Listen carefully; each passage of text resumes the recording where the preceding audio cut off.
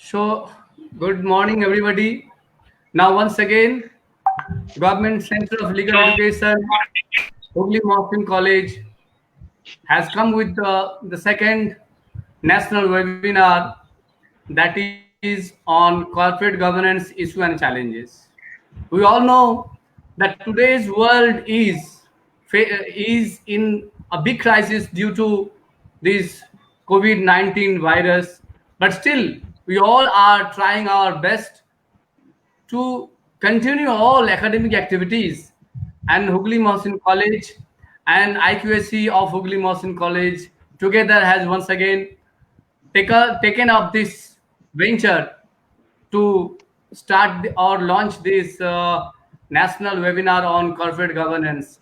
We have various resource persons from various institutions of national importance, and we are planning to start continuously, follow continuously the process of doing all these kinds of seminars and symposium on online platform. Now we are handing over to Sangeeta Raimatro to pick up the stage and continue with the program. Madam. Thank, thank you, sir.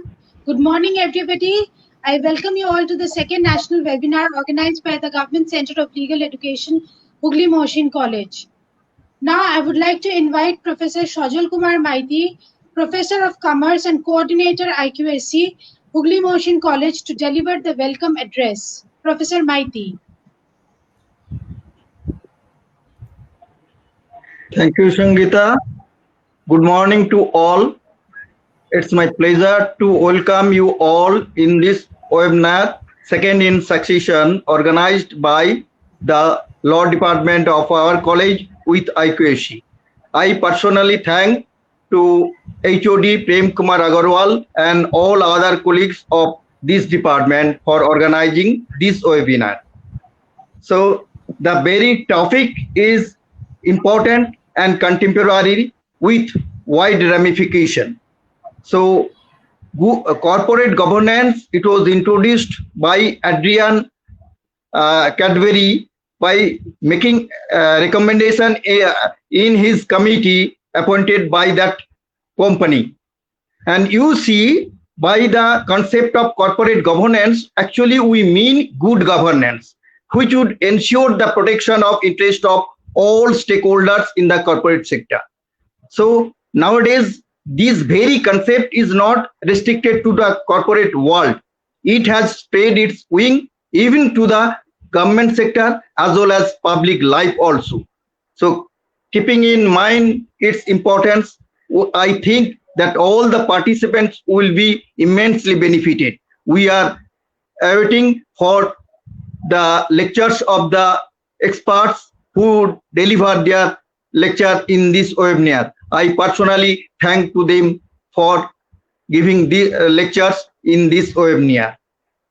At the outset, I must thank the principal for readily accepting all our academic proposals. He has been encouraging us in this mission. Before I conclude, I would say that you all people make condition. Thank you all. Over to Sangeeta.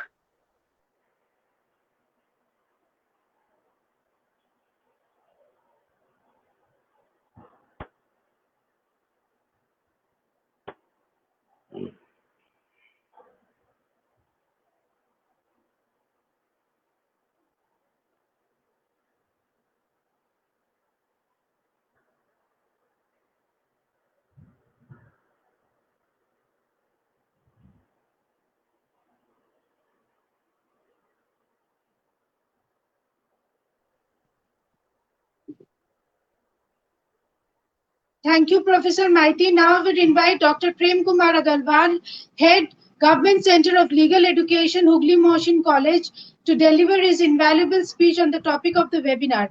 Dr. Agarwal is also the organizing secretary of this webinar. Welcome, Dr. Agarwal.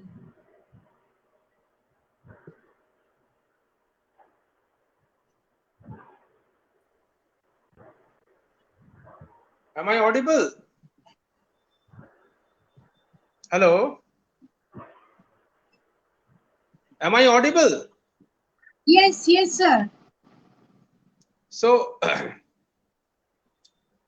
a very good morning on behalf of the Government Center of Legal Education, Hooghly Mohsin College. I welcome Professor Indrajit Dubey and Professor Vijay Tiwari to this national webinar on a subject of extreme contemporary importance. When we talk of corporate governance, if we go to the basics, how do we distinguish governance with administration?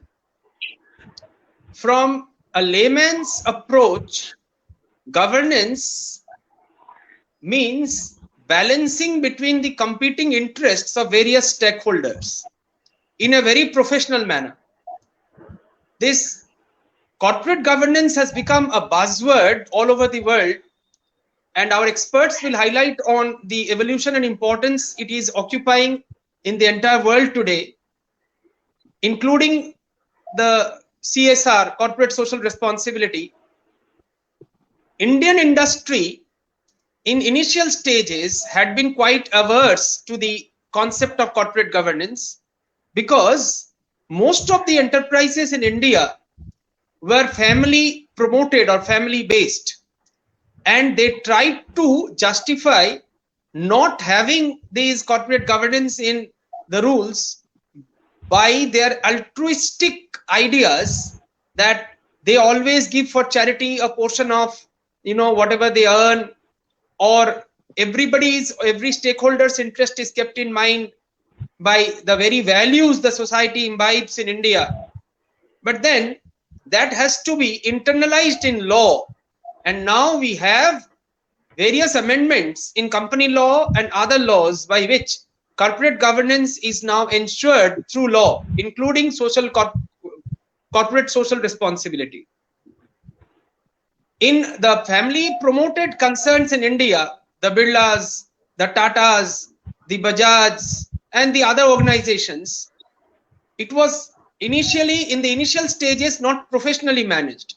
But now even these family concerns are, their management is in the hands of professionals, and hence the law bestows a duty on these professionals to balance the competing interests of the various stakeholders in a corporate setup, which include not only the shareholders, not only the company employees, not only the creditors, not only the lenders, but also the society at large. So it is something which is very interesting, not only to students of corporate law and company law, or for that matter law, but it is a subject which touches every human being, every citizen and every human being of this world. So we are very eagerly waiting to listen to the experts on the subject. We are very fortunate to have Professor Indrajit Dubey from the Rajiv Gandhi School of Intellectual Property Law, IIT Kharagpur. He readily agreed when I called him. Thank you, sir. We also have Professor Vijay Tiwari from Maharashtra National Law University, Nagpur. We are obliged to you, sir, for coming to this webinar and agreeing to speak on it. Thank you very much.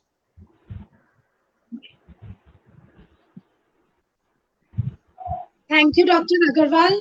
Now I would request Dr. Shashinath Mandal to introduce Professor Dubey to the audience.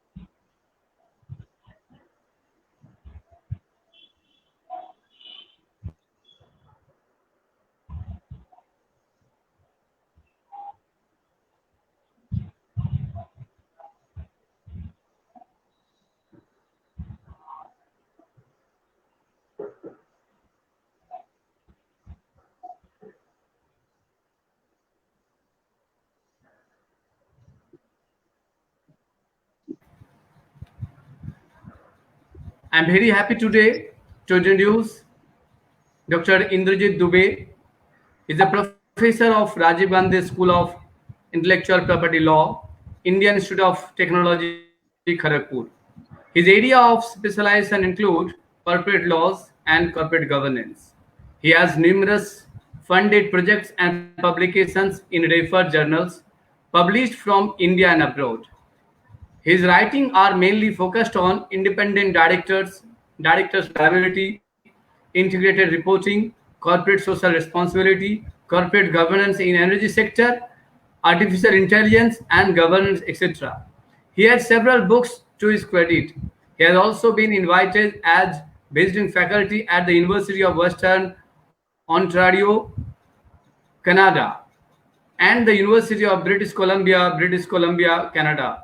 He has the distinction of being invited to deliver the Kirby Lecture Series at the School of Law, University of New England, Australia.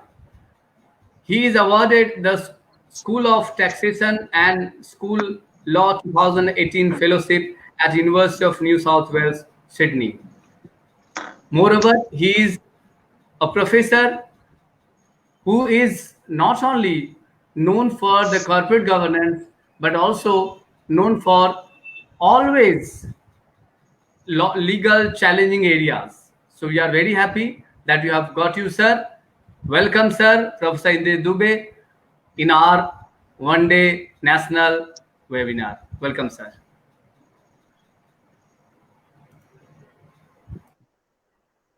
Well, good morning, everybody. Professor Maiti, Dr. Agarwal, Professor Mandol, Dr. Sangeeta, my colleague, Dr. Tiwari, whom I'm meeting after a long time. Thank you so much for the invite and request to speak on the domain which is very close to my heart. I do welcome all the participants who are joined through the Facebook, and I believe we'll have a good interaction because in most cases the webinar is one way, but I can see that you are posting your comment in the Facebook and it is appearing on my screen. So if you have any question in between while I'm speaking, please do post your question. I'll address the same while I'm going ahead with my talk. Dr. Agarwal gave me a call a couple of weeks back, and he said, can you speak something on corporate governance? So my immediate reaction was that who was the audience going to listen to it? Because as Dr. Maiti said, corporate governance was put into the business practice way back in 90s. But today, corporate governance has become a very, very complex issue. And possibly all the country is struggling with this concept of corporate governance. Some people say the corporate governance is relating to the corporate failure.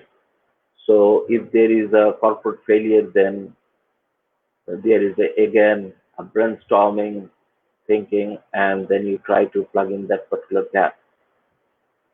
But my position always relating to the corporate governance was that it is going to bring the sustainability within the corporate functioning. Now, when I'm using the word sustainability, I'm not using from the environmental perspective, though the environmental perspective today is one of the integral part of the corporate governance. But when I talk about corporate governance, I basically want to mean that a sustainable corporation. And I will tell you why the sustainable corporation is important for everybody of us. Uh, so what I thought, I'm going to talk with you about the developments in the corporate governance instead of focusing on particular issues of the governance. Uh, my colleague has read my profile and he has said that I generally concentrate in independent directors, disclosure, integrated reporting in my all writing. But today I thought to speak with you a broad base and to tell you that where the development has happened in corporate governance and which area we might to need to work further to make it optimized for a better governance in tomorrow. So corporate governance is a subject which is quite fluid, it is not solidified, and the best part of it, this particular subject is been contributed by all the disciplines. So you'll find the lawyers writing like me. Similarly, the person who is from the political science, sociology, is writing on these particular things. Corporate historians are writing on corporate governance. People are from economics and finance, they are also writing in this particular domain. So there is a multidisciplinary inputs, or rather I should say transdisciplinary inputs comes into this particular subject, and that makes this particular subject quite rich, at the same time quite complex. So friend, Dr. Agarwal has given some perspective that why the corporate governance is important today. Let me take you through some more storytelling before I really come into this particular subject. Now, during the COVID, you might have seen that a lot of news reporting is coming about the future of many of the corporations. Some are telling that some of the corporation will go down, and at the same time, the optimists like me are thinking that there is an opportunity for the new industry to come in. So this is a very trying time and hard time through which the corporations are going through. Second important thing, there is another reporting which has come into Economic Times, and wherein they said that some of the companies who are having a huge debt, they might face a terrible trouble because of disruption in the work. But at the same time, the companies which are having a cash rich, they might able to float into this troubled water. So friends, the corporations are facing an uncertain future. Now, if the corporations are facing uncertain future, what is the problem for us, like ordinary people? Now, I start telling to my students, see, 99% of our activity today are affected by the corporation. Now, if you are taking a birth in a hospital, you might find that particular hospital is run by a corporation. Now, maybe you are doing the schooling, that particular schooling might be sponsored by some of the corporates. Your job is in corporation. Your healthcare is in corporation. The electricity, uh, supplied by the corporation. So you'll find all the activity, whatever we do, we are highly dependent on this particular mechanism or the institution called corporation. So well-being of these particular corporations are sine qua non for the better life of us, either in terms of the earning or in terms of uh, the support to our living environment.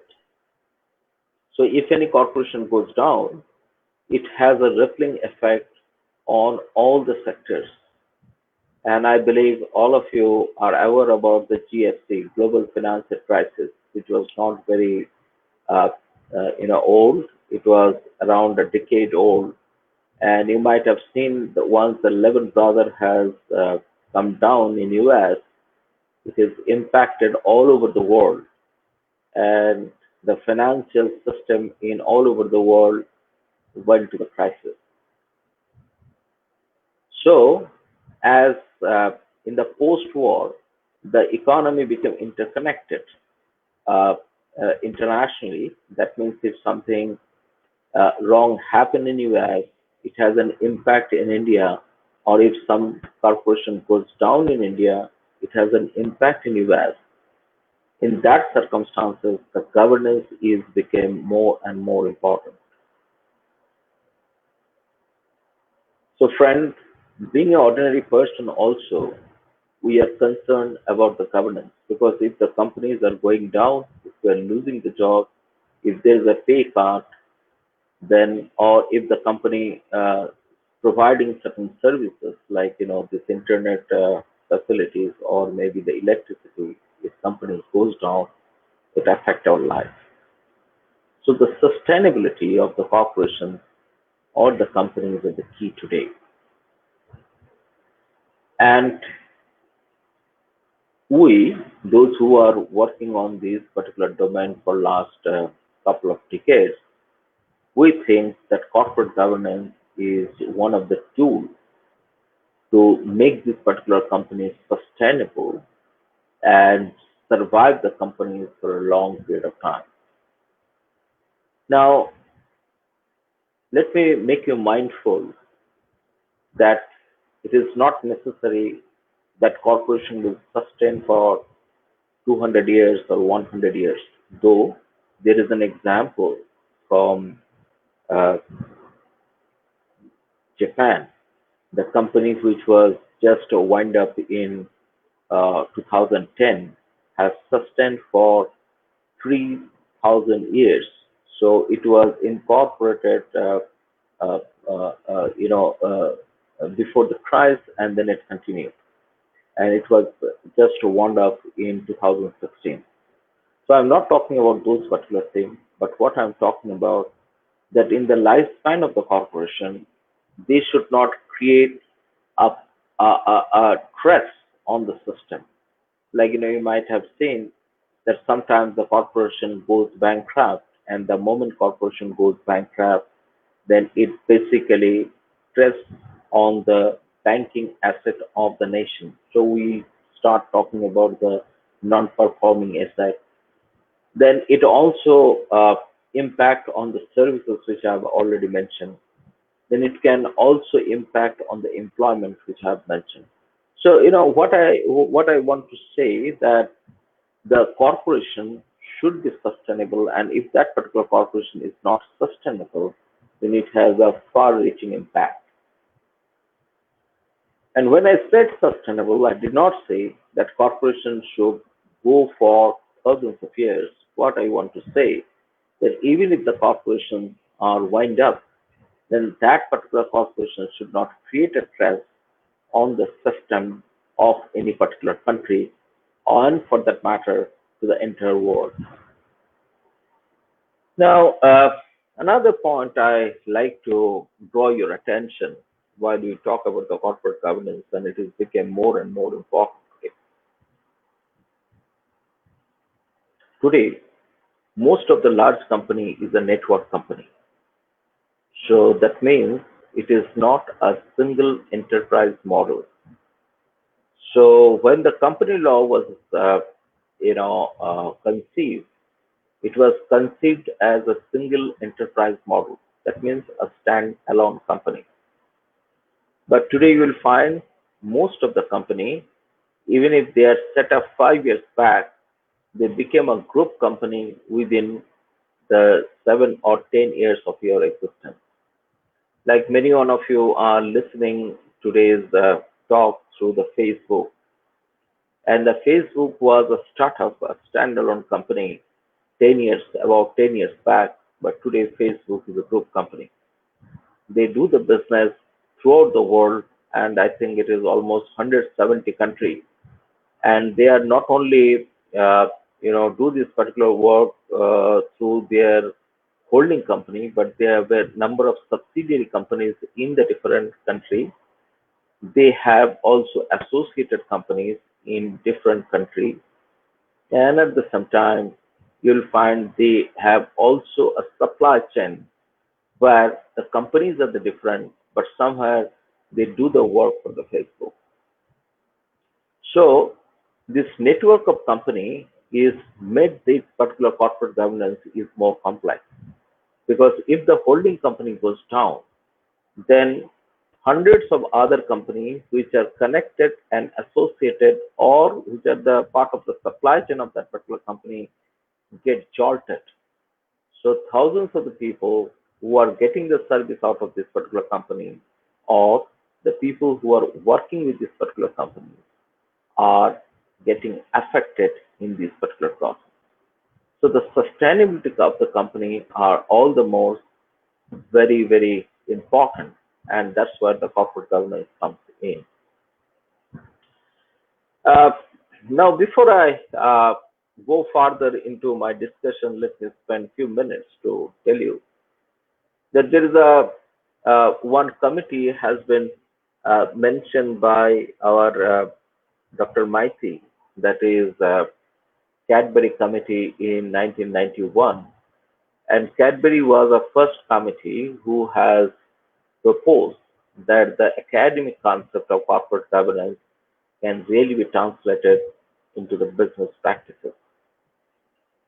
Uh, Please be remember the fact that it is not the corporate governance is not started by the Cadbury. It was going through experimentation by SEC, Security Exchange Commission of the US, from the post-war, that means post-World War II. And they were doing one or other experimenting, and many of the principles, even Cadbury, before Cadbury proposed them, been adopted by the SEC. One of them was the disclosure.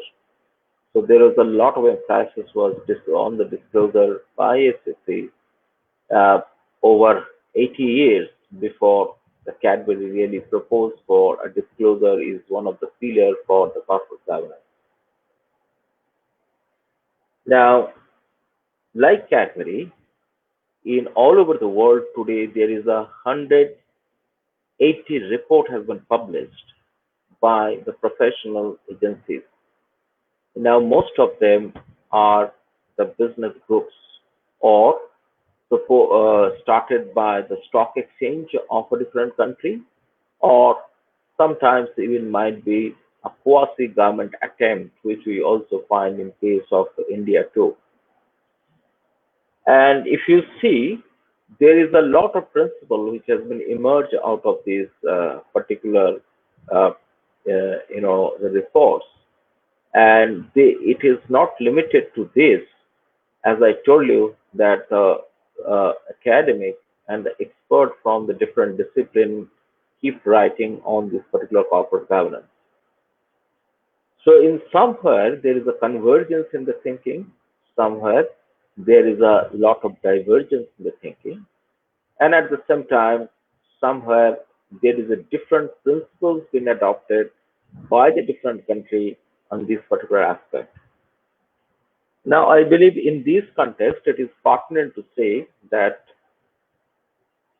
the corporate law, which is the foundation of the corporate governance, any corporate governance in any country, is not uniform. So the corporate law structure which you find in India is basically known as the government model of the corporate law are quite different than that of a market model of corporate law in US.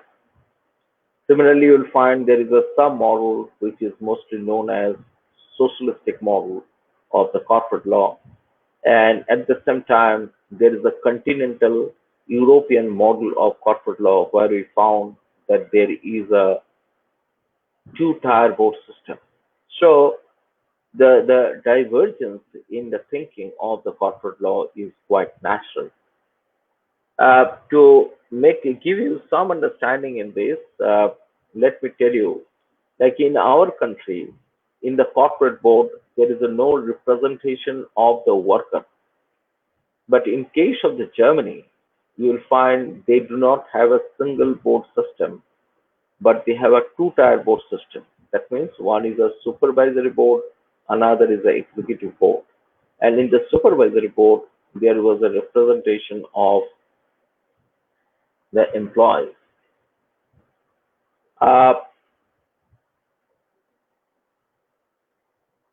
Similarly, there is some African country wherein there is a single tier board system, but still they have a representation of the employees in that particular board system. So the different countries have adopted the different model of the corporate law, and because of this diversification in that particular model of corporate law, the principles of the corporate governance are diverse in some places from one to another. But as I said, that there is somewhere there is a convergence in this understanding of the corporate governance. So today, my talks will be more concentrated on the convergence part, not on the divergence part. And I'm trying to tell you today that what are the things is been clearly understood by today, and what are the things need to be worked out for the future. Before I go ahead, may I know from Mr. Mandal how much time I have to speak? Because once it is on the corporate law, I can keep on talking about that thing. So I should have some limitation of speaking. Sir, no issue, sir. You continue, please. Okay, so can I get another 30 minutes or 40 minutes? Yeah. Sure. By 12:30, I will close my talk then, right? Yes, sir. Yes, sir. No problem, sir. Thank you. Well, friend, now let me take you through today's talk of mine. So, first I will talk with you the basis of the corporate governance, and then I will talk with you the ambit of corporate governance today, what we understand, and then I will talk with you about the institutional monitoring system which we have in India. And my focus here will be mostly on India, not international.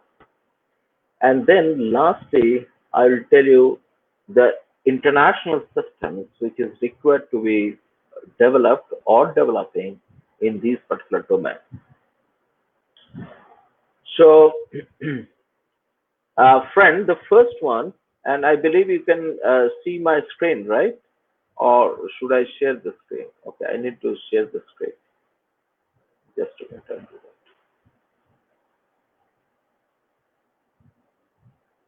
that. Yeah, now my screen is visible to all of you.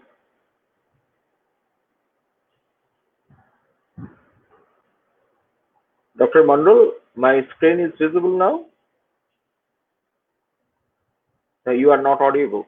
You have to unmute yourself. Yes, sir. It is visible, sir. It is visible. Everybody can see your screen now. Thank you. Thank you so much. So friend, if you see in the screen, I have basically divided the corporate governance into three broad categories, so that you can understand that what is the basis or reason rather the corporate governance has been developed. The first one was a sharing of the information, and which I talked with you a few minutes back, called disclosure. Second one is improvising the organizational structure.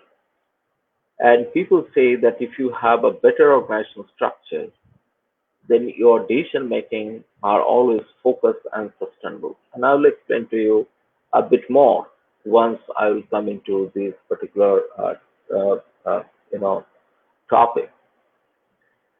And the third one, which is quite important today, and it is important because, as I said, that today's corporations are not a standalone enterprise, but it is network of the enterprise or network of the companies. So this is improvising the group dynamics is become very, very important. Because if one company goes down in a group, it actually affects the entire group. Now, let me come into the first one is about the sharing of the information. And if you see, I just wrote to build the trust and accountability amongst the stakeholders, shareholders, different actors, and non-corporate actors. Now, I have used a lot of coded words. Let me try to explain it, uh, some of these particular concepts.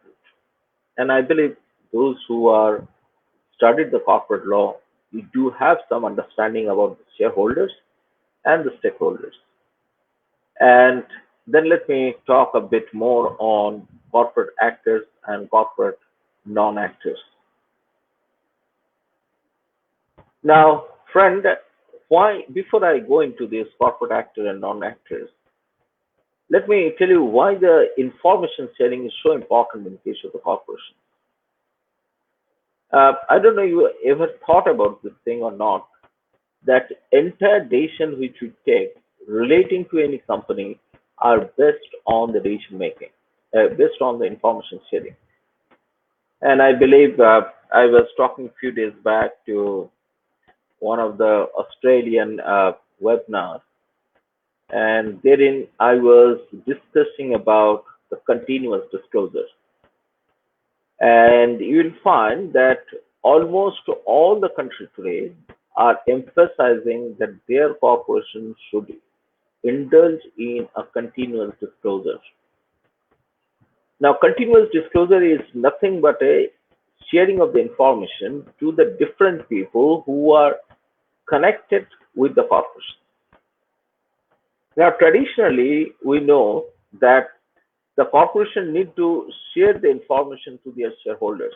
And that's the reason you'll find under the Companies Act, there is a provision relating to the annual report and annual financial report. Or if the company is going to the market, then they need to issue the prospectus. So that is one part of the disclosure. Second thing, you also know that if the companies are incorporating today, they have to have an objective clause. And why this particular objective clause? Because objective clause specifically tells to the world that for the purpose of that particular corporation, that means if that particular corporation is incorporated to design the software and the chip, or this particular corporation is incorporated to carry out the extraction industries, like mining the coal, mining the copper, mining all other things, or the company is going to involve in exporting the goods or running the seats and all around. So these are the disclosure, concept of the disclosure. But today you will find that companies are not limiting their disclosure to this. Like if you want to buy a eatable product or edible product, you'll find the company keeps on telling that what is the calorie which you are consuming and what kind of ingredient that particular product has. So you'll find a lot of disclosure has been made. Now, if you go to the website of the company, or maybe some literature which has been published by the company, you will find they talk about their social activity, like are they indulging any kind of corporate social responsibility, or are they doing something relating to the protection of the environment, or the material which they're using for the packaging are good for the environment, or they are not indulging their activity into the child labors, or they are not indulging themselves in those particular activities where the people are taking the slavery or the slave or kind of slave labors. So all these things you keep on required to disclose. So why you required to do that? See, if you want to know more about the Infosys, you cannot simply walk in to the gate through the gate of the Infosys and go to the CEO of Infosys and say that, hey, give me all this information, even if you are one of the biggest shareholder of the Infosys. So the only options which is left with all the people is to get to know about the corporation through getting the information in a timely manner and in a periodic manner. So if the shareholders get the information in a timely manner, then he takes the decision that will he or she going to go ahead with this particular company if it is a listed, or they will sell their share into the market and go out of this particular company. Or if he is or she is fascinated about the activities of the company or quite close to this particular company, he or she may decide to go to the annual general meeting and put a tough question to the management that why you have taken this kind of a decision. Now here we are talking about the individual or retail shareholders. The shareholders of the company, maybe even the bank, like a state bank is a shareholder of the company, and state bank don't lie that wherever it is making an investment, that particular company will indulge in child labor. And if they get to know this particular information, they can go and ask this particular tough question today to the corporation. Even being an employee as a stakeholder of this particular company, you might not like that the company is indulging in corrupt practices. So the company need to tell their employees, see, we are quite a clean company and we are doing a quite good job into the market and we have a quite a good reputation for this particular market. Similarly, when we talk about the actors and non-actors, actors means those who are associated with that particular company. So when I tell to my student, if you see the corporation, you will find that there is a quite a distinct group of people within the corporation. Now let me give some examples so that you, rather let me illustrate this particular point. Now, if you see the corporations, you will find that there is a shareholders, there is a creditors who has given the loan to the company, and there is the employees of this particular company. Then you will find there is a suppliers who has given the supply to the company and who is also a creditor but not a secure creditor. Then you will also find that the companies are supplying their product to the supply chain. That means somebody who is a stockist or who is taking this particular supplies and taking this particular thing out in the market. Now, they are all the corporate actors. And you will find these particular actors are mostly in a conflicting relationship. Like the shareholder wants that there should be a good profit. Now, creditors want that shareholders should not be paying more dividends because then there will be a possibility that there is a reserve has been eroded. And if the company is in a crisis, I'm not going to recover my loan from this particular company. The employees will want that, there should be a more payment to me, and shareholders do not want that. The employees should get more payment, because if the employees get more payment, then shareholders get a lesser, dividend or lesser profit. So all these particular people in the corporations are in a conflicting relationship. So they are the corporate actors. Now these particular actors are take the decision based on the information been shared by the company. That what should be my position relating to the particular issue. Now let me talk about the corporate non-actors. Now today, corporate non-actors has a lot of a matter to place, which we talk about, NGOs. Maybe you know this particular thing, NGOs, non-governmental organizations, who are quite a watchdog relating to the corporation. So are you indulging in kind of a practice which is not, okay, let us take it, it's a lawful, but not ethical. What does it mean? That means you are unnecessarily exploiting the people beyond the legal framework, like, contractual labor. Now, there is a lot of labor law has been put forward, and labor law has been, enacted. But today you will find many of the time we design the contract of employment and then try to see that all the benefit which has been talked in for a laborers or workers under this Social Security Act or the labor laws can be bypassed. Now, you talk about the environmental issues. Now, what I do, few days back, even also there was a no regulation relating to the groundwater.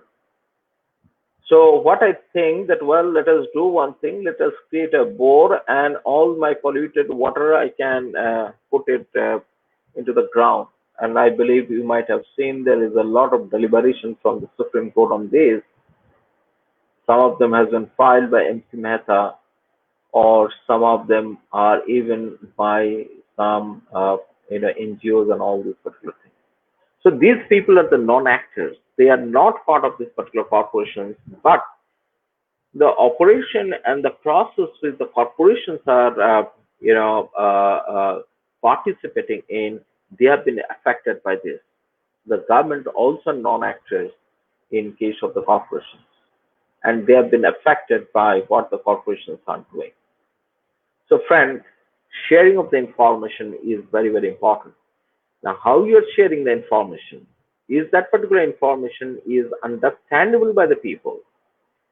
Structure of the information, timing of the information, medium of information sharing are become very, very important, because company might say, see, I have published the information in a daily newspaper which has been published from some very, very small town of West Bengal.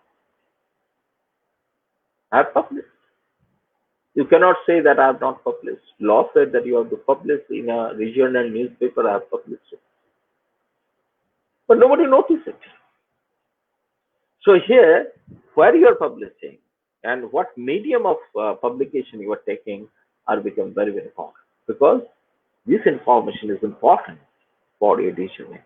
If you are not getting the information in the right time, then you cannot take a right decision.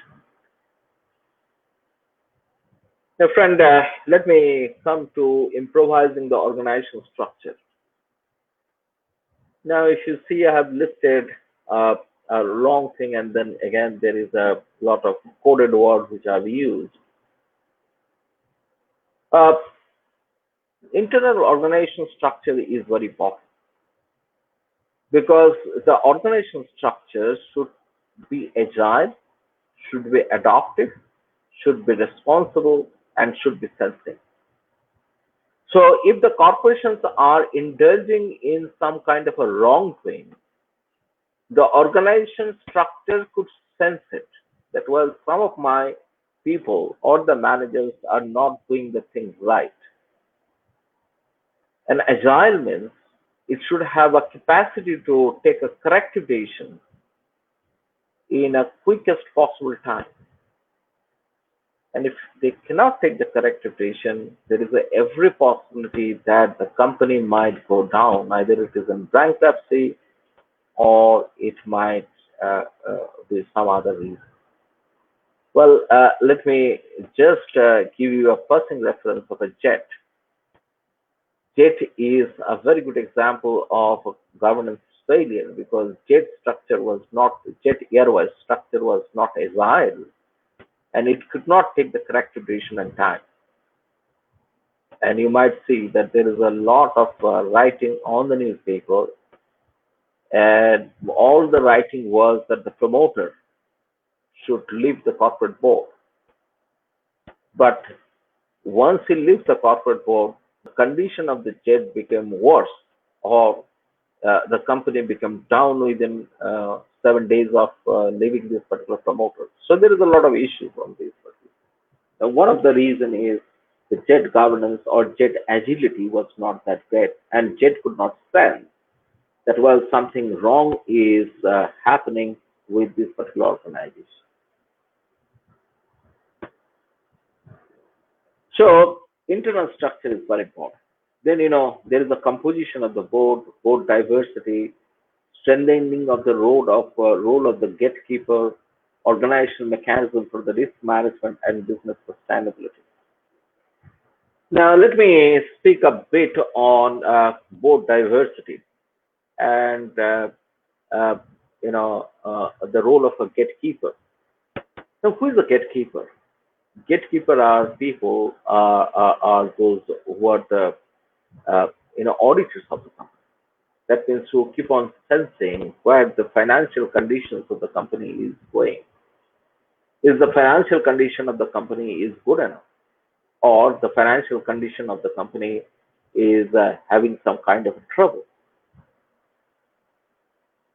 So they have a very important role to play, and you'll find there is a lot of work has been gone in, and there is a lot of international standard as well as domestic standard as well as set in. And one of the good example I can give you relating to the failure of the board gatekeeper role is our Satyam computers. There the gatekeeper has failed in their roles and the company went down. Even though it has been revived and acquired later on, that's a different story. But the company initially faced a very bad scenario, because of this failure of the gatekeepers. Now, friend, the board is a very important thing. Now, why the board is important? Because see, all of us know that corporation is a fictitious person. It doesn't have its own mind. It's a legal concept. It's a legal person. So the issue is somebody has to think for itself. So who is that somebody who will think? The somebody here is a board, and board is comprised of the directors. So whatever the action company takes or going to take or been taken is led down by the board. So if board takes a good decision, company survives. If board takes a bad decision, company do not survive, or because of the bad decision, not only the company, but everybody in the locality get affected.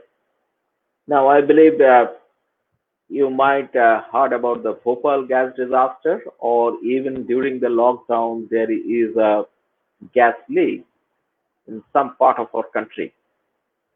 And the people have got affected because of this, and those who have nothing to do with that particular company. So the question is, why this kind of a problem is happening?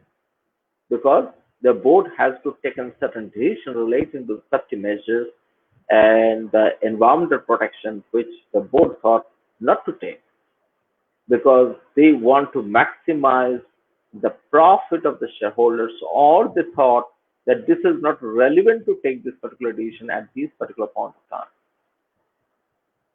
Now, there the question comes. Now, imagine in that particular board, if all the members are not from the sense of a profit making, that means all the people are not interested only to make a profit. But if there was somebody in that particular board who was quite conscious about the environmental issues or ecological issues of the places where they're operating, possibly the decision making would have been different. He or she would have been given a continuous stress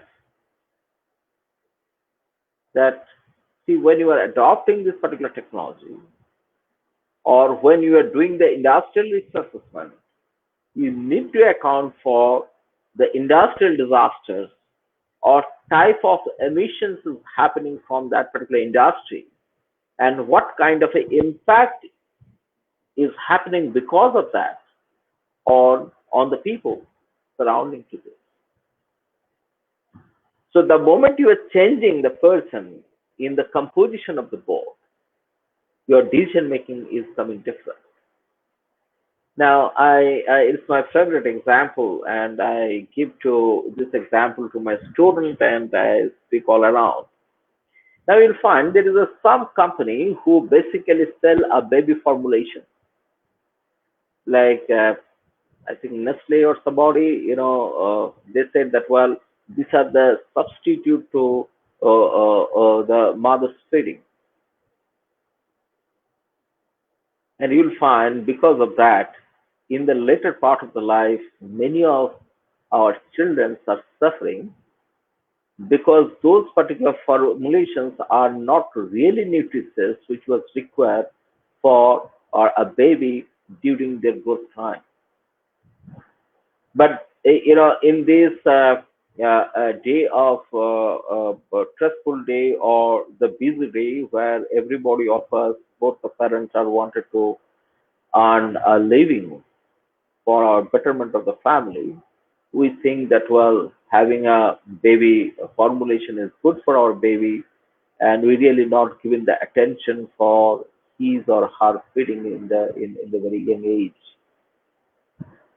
Now let us imagine the company has gone for a huge advertisement and promoting that this particular baby feed is a substitute to the mother milk, knowing fully well that it has not proved beyond doubt, the legal word, proved beyond doubt, that this is really a substitute to the mother's milk.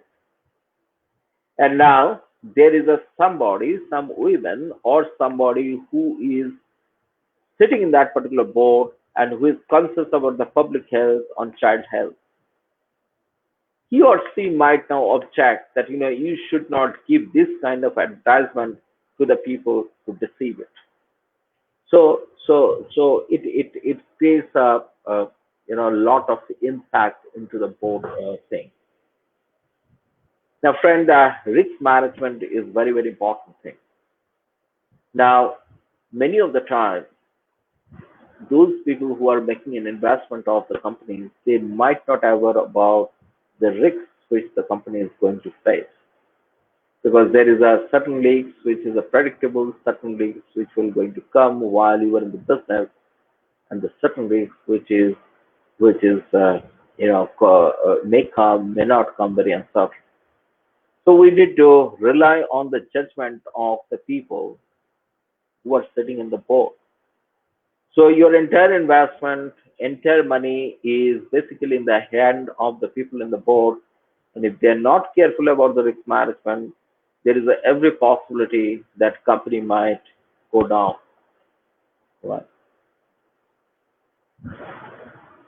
So friend, internationally, there is an institutional mechanism is developing now relating to the institutional framework, relating to entire thing. So it is not only the domestic understanding that what should be the composition of the board, what should be diversity of the board, what should be strengthening of the role of this gatekeepers, or what should be the organizing mechanism into this particular thing. This is not only the domestic understanding, but there is an international understanding is developing. That means different country is developing their understanding. At the same time, you'll also find that in the international level, there is a work is going on relating to this. Now, when we talk about the diversity in India, we basically talk about the women member to brought in the board. But if you look into the narrative in North America, then you will find they are talking about bringing the people of a different race to come in the board, right? A different gender to come in the board, different societal background to come in. So these narratives are quite different from one country to another country, and that's what this international framework is required to synchronize this particular thing.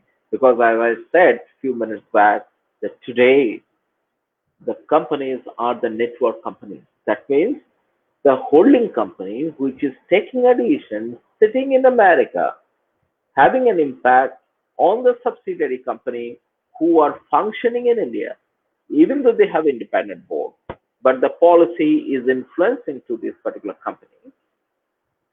And once this particular policy is influencing this particular company, the decision of subsidiary in India impacting the life of the people. Best is Bhopal, Union Carbide, and then it has its decision was affected the subsidiary here, and then it has created a lot of impact uh, on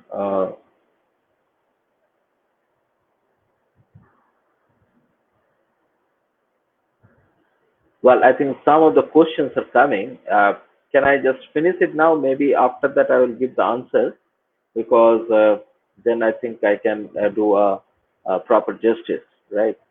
Well, well, I'll spend some time on the question. So let me try to finish now.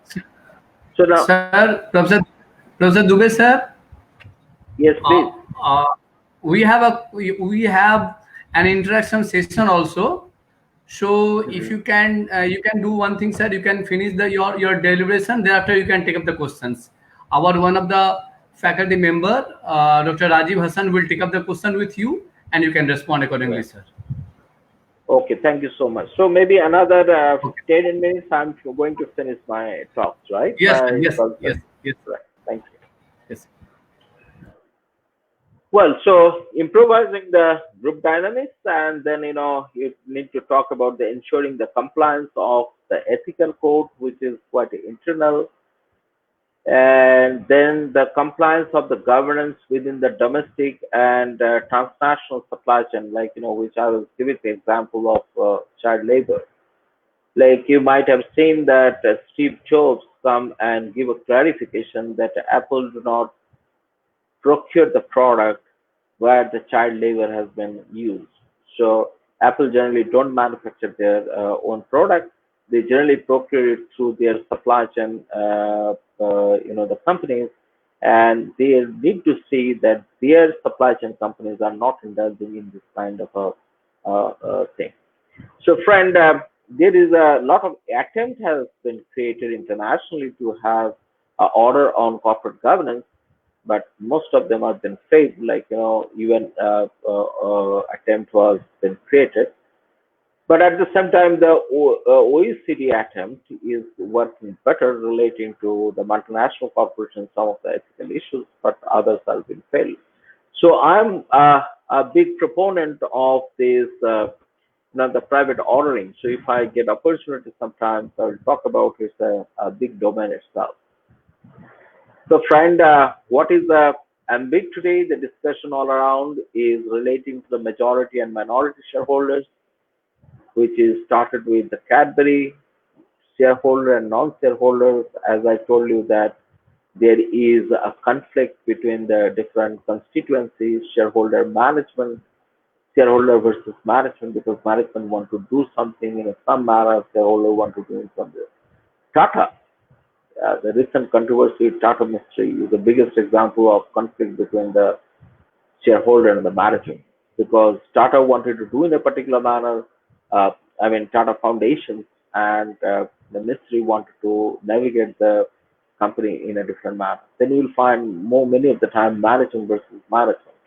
There is a conflict within the decision making itself, or the management versus regulator. So management want to do in some manner, and the regulator want to do in some manner.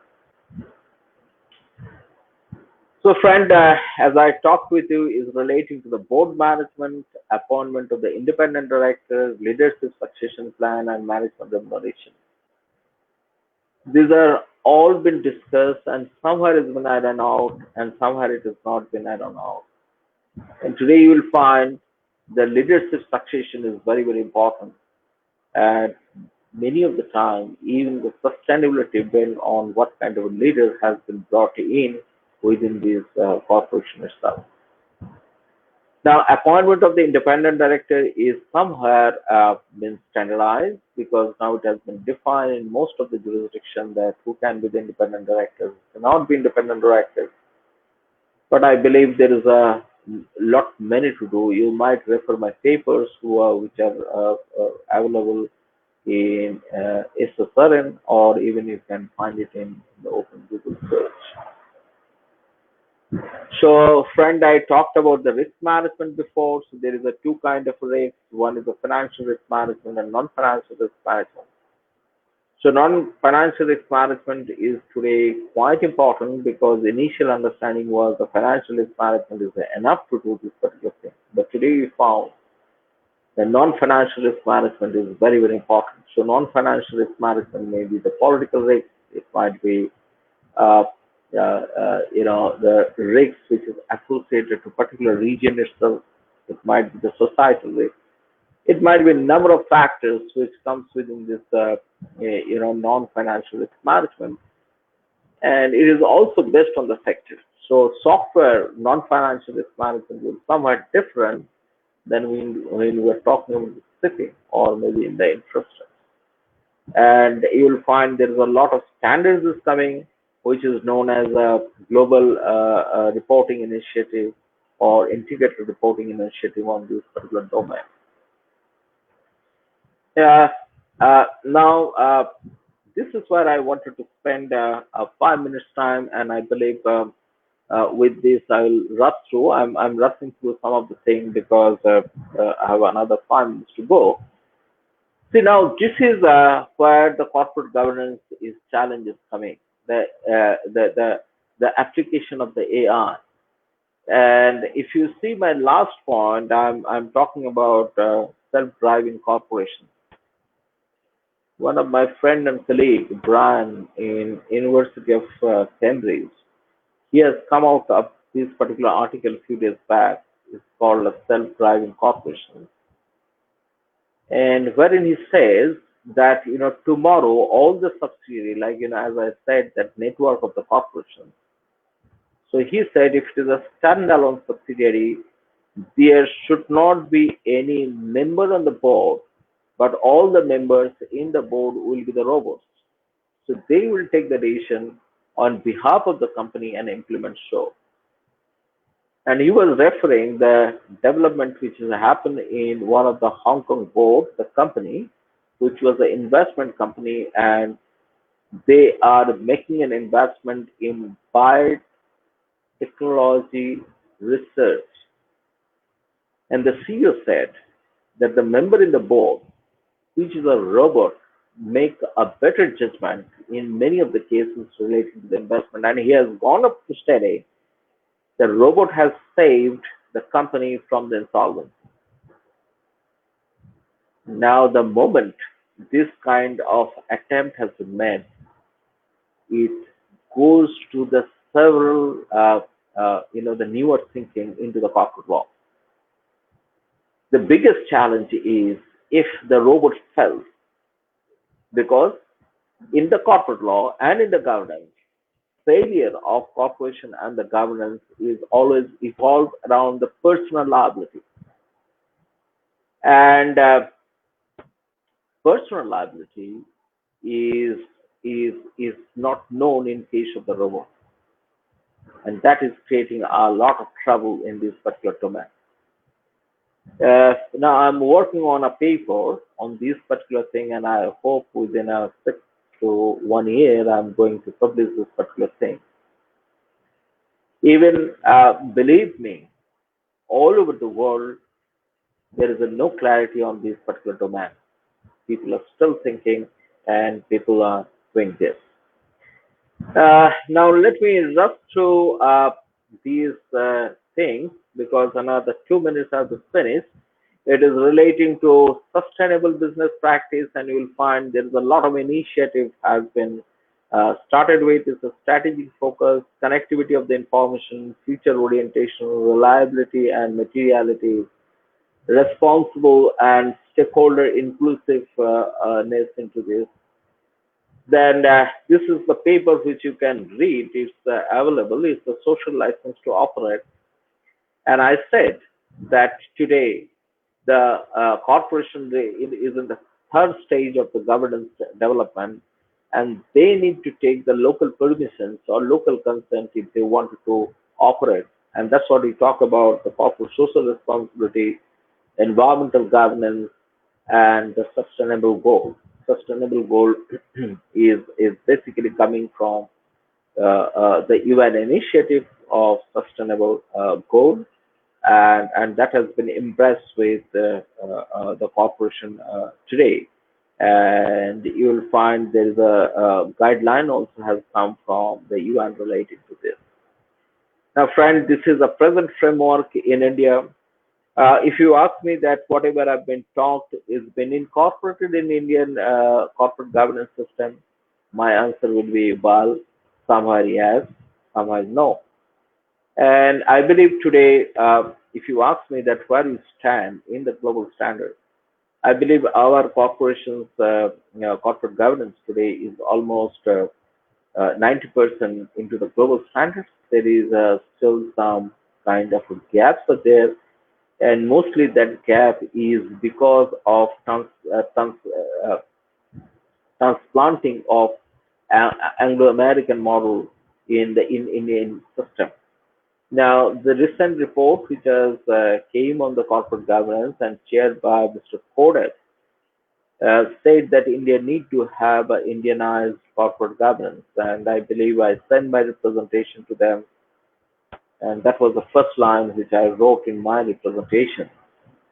I'm happy that he has picked up that particular word and put it in his report itself. So India needs a different kind of corporate governance model, and that's what Dr. Agarwal mentioned in his opening remarks by telling that the companies are adopting into this particular thing.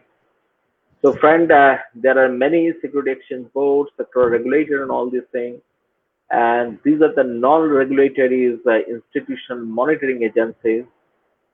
I'll stop it here today because now I have, I think, speaking for a long period of time, and I believe I must have bored you enough. So let me stop you here. Thank you so much for giving the platform to speak. And I always love to speak more and more on the corporate governance, and that's my weakness. The moment I start speaking, I don't know where to stop.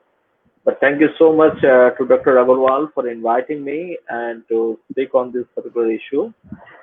And I believe I do the justice, whatever the time which I got. And I will happy to respond to your questions. Thank you so much. The mic is handed over now to Madam Mitra, Sangeeta Mitra. Thank you so much, sir, for your enlightening speech. It was really very useful for the students, I believe. We also learned quite a bit of things. Now I request Dr. Rajiv Hassan to take up the question answers. Dr. Rajiv Hassan.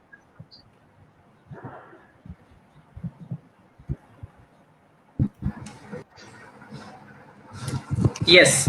So there are many questions asked by the audience. I could see I could see that, and then I was getting jolt in between because I thought to give the answer or we'll take it later.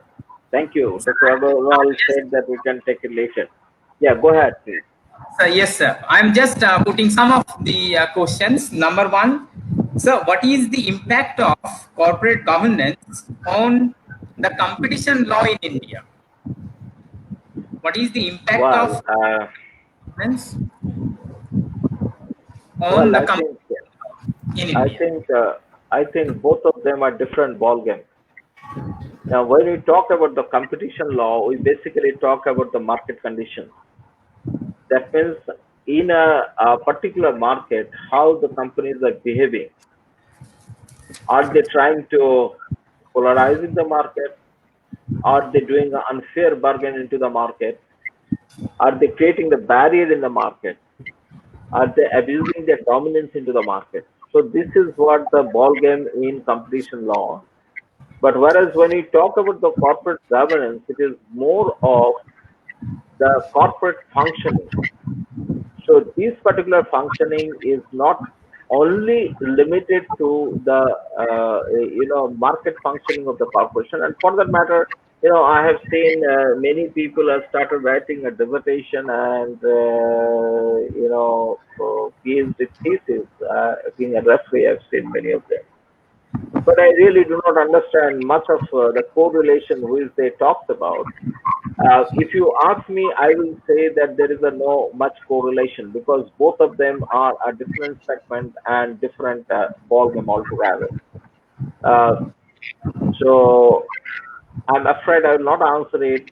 That what is the impact of corporate governance in the market competition? But obviously, one thing I can say that if you are disclosing things, then obviously you will not like to polarize. But even I've seen in the world the best of the companies who are disclosing. Let us take a Microsoft or maybe the Apple. They have been charged in a different jurisdiction for the purpose of abusing the market.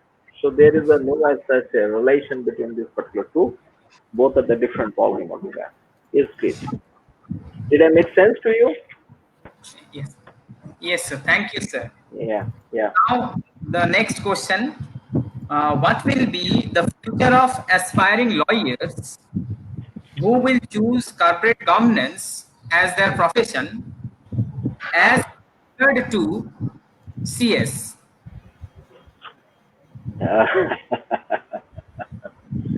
well, if you do the CS today, you will be the corporate officers and you will be the compliance officers. That means, when the compliance report goes today, that is need to be signed by either a lawyer or a CS. So what you need to do, you need to understand pretty well that what are the compliance you need to do, and then you have to certify on that. Maybe you have to many of the time advise to the board that what is right, what is wrong, which they should indulge, which they should not indulge in it. Uh, yeah, you can choose this particular sectors, but well, you should be careful that in the first day only you are not going to go into the highest level. But naturally, if you keep on doing that, we require a lot of compliance officer today in terms of the corporate governance. Yes. Okay, sir. Thank you. Sir, may I ask another question, sir? Yes, please go ahead. Okay. So there was another question asked by the audience that how can the government positively respond in handling the corporate governance issues and challenges, keeping in view the current COVID pandemic? Uh, See, my idea is a little different. Government has a limitation in the governance, right? And government should not try to govern the companies because uh, government cannot understand the market dynamics, right? It is understood better by the people who are in the market. So government should be more on the facilitator role than that of a monitoring companies itself. Now let us see what are the challenges in a post-COVID role. Challenges in the post-COVID is there is a sum of the business which will no more into the market. So what you are going to do, like if you find that that particular business is no more in the market, it is uh, uh, required that the fund from that particular business should be shifted very quickly to the business which is emerging first. Like in the post-COVID, you will find that there is a boom in information technology, and I believe all of you are going to appreciate this particular fact. So if the company want to shift, who are doing something in the physical space and want to shift into the information technology platform or IoT platform, the barriers in shifting should be removed. Like maybe there might be a permission, lot of permission they require to have from the registrar of the companies, regional director of this particular company, different regulators of the companies. So those particular barriers can be removed. So the government has a role to play here. But if you say that, if the company is going to change its business or company is going to change its organizational structure, government has to do something, I will say no. The government should not poke their nose into this particular thing. So a few days back, I was writing a report, and I like to just read it out from that particular report, which I wrote to that particular report itself. And in that particular report, what I wrote in the beginning of it is that there should be some company need to accelerate, and those companies are in the information technology, logistics service, and communication service. Some of the companies need to reshape, which is in a personal services, entertainment services, real estate and hospitality service. Some of the companies need to be re-engineered, like utilities, energies, education, finance, agro sector, healthcare, and consumer staples. And some of the companies need to be reimagined, that is airlines, hospitality, and leisure industry. So here the government role is only to remove the barrier, nothing else. I mean, other thing has to be, understood by the business leaders themselves. Yes. Yep. Sir, there is another question asked by Yes, one of our please. the question is, sir, are there any particular types of companies, software manufacturer, etc., that are more prone to failing in ensuring corporate governance? Any No, not inherent, sir? not really, not really, not really.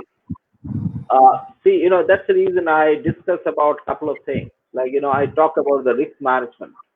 Now, failing of the company generally comes from the risk management. And then while I was talking with you, I talked about a couple of things. I said that agility and adaptability, then the sensing function, then the leadership, and then activism. So now, if the company can sense that it is not going to sustain in the market the business model or the business patterns which they are having today, and accordingly, if they can change their course, they will survive. I'll give you two examples that will, give you a better understanding. See, one point of time, the IBM was a box making company. Box making company in the sense they used to manufacture the personal desktop as well as the server. Today, you will find IBM is no more in that particular manufacturing of the boxes, right? Either server or computers. They are morely on advisory issues, like more smart adoption of a smart technology, either in the office or in the home or in the factory. Now, why the IBM could survive? Because IBM could sense it that market is changing, and the requirement of the market is changing. And as the sense, they could immediately change their structure, and they gone into the business model. So it is not a problematic that if the IBM is in a software or IT technology. Similarly, I'll give another example. In case of the extracting the companies. Now, in the Middle East, you will find there is an Amco company, which is Amco, and which is quite a valued company, and it was involved in oil extracting. But today, you will find the Amco is positioning as an energy company. So it is not only confined itself only the oil extracting, but it is looking into the other possible energy. So the company has sensed it, and then company is now remodeling itself because company is agile to adopt the newer environment. So it is not necessary that if there is a particular company in a particular sector, they are more prone to going down. But only thing is that you need to understand that how sensible capacity of your company is better, and is your company is able to adapt to the changes. Yeah, thank you. Next, if you have any questions. Sir, one last question, sir. One last question. Please. If we are looking forward to a proper corporate governance where disclosure is the main component, Then as Yeah. per section 182 of the Companies Act 2013, donation to the political party has no provision of Yeah. disclosure limit. How can this Yeah. be entertained if we want a hassle-free and transparent corporate governance?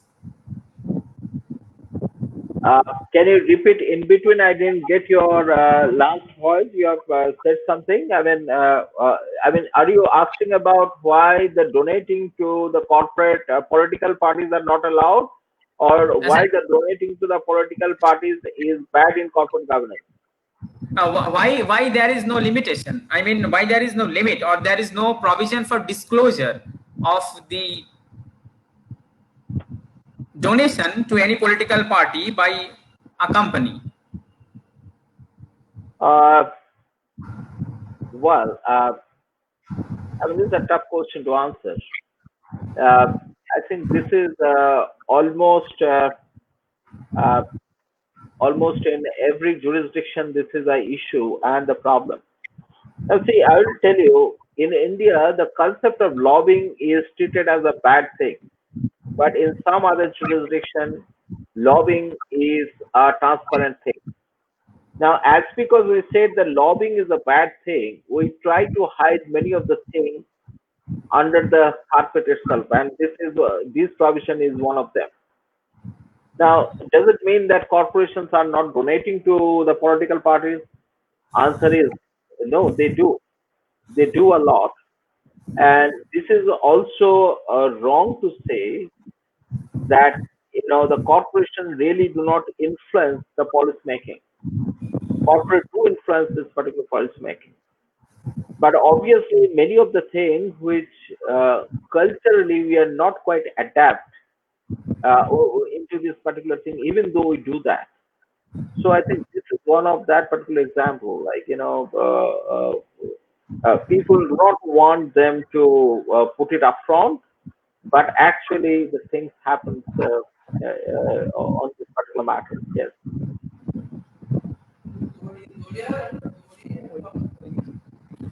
Thank you, sir. Thank you for answering all the questions put to you by the audience. Now, Yeah, sir. I have one request to make. I believe it is already you are transmitting to the Facebook, but please do not put my recorded talks in any social media, right? Okay, I generally always request everybody, whoever does this webinar, that don't put it in any news media, because many of the time I do give my very casual view, so it might not go well with many that people. should be taken care of on our part, sir. No problem, sir. Now it is over to Dr. Sasinath Mandal, sir.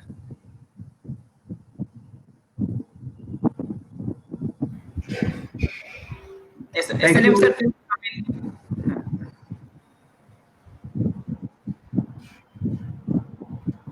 Ma'am.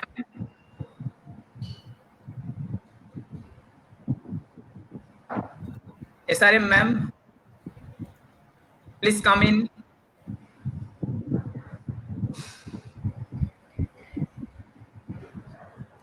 Yeah, hello. Sir. Yeah, Over I'm to you, audible. sir. Yes, sir, you are audible, sir. Okay.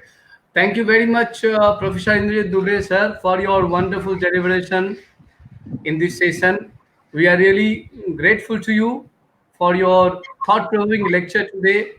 I hope we all have got a lot of informations and we become enriched through your lecture. You have covered almost all aspects, right from national perspective to international perspective, local issues. You have covered everything, which is not only benefited to the students, but also the new teachers like us are also getting a lot of things from you. Thank you very much, sir, for your deliberation. Thank you very much, and hope you Most being welcome. our own Dada from the Hooghly Muslim College. We know that you are also from Hooghly. That's why you must have good connection. Good. That's why we hope that in future also, when we will request you, you must give your positive consent to us for this kind of session from you, sir. You are most welcome.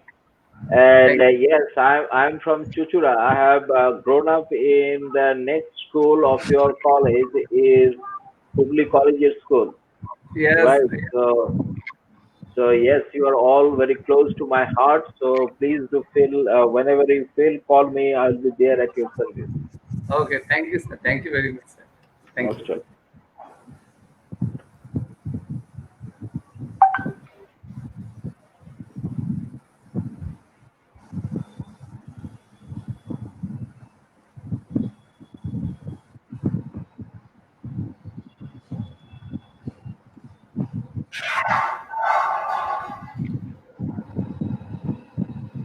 Now it's the time to welcome our next speaker for this session, Professor Vijay Pratap Tiwari, sir. Vijay Pratap Tiwari, sir, is a professor of National Law University, Maharashtra, Nagpur. He has a lot of experience. He has served a lot of reputed institution of India.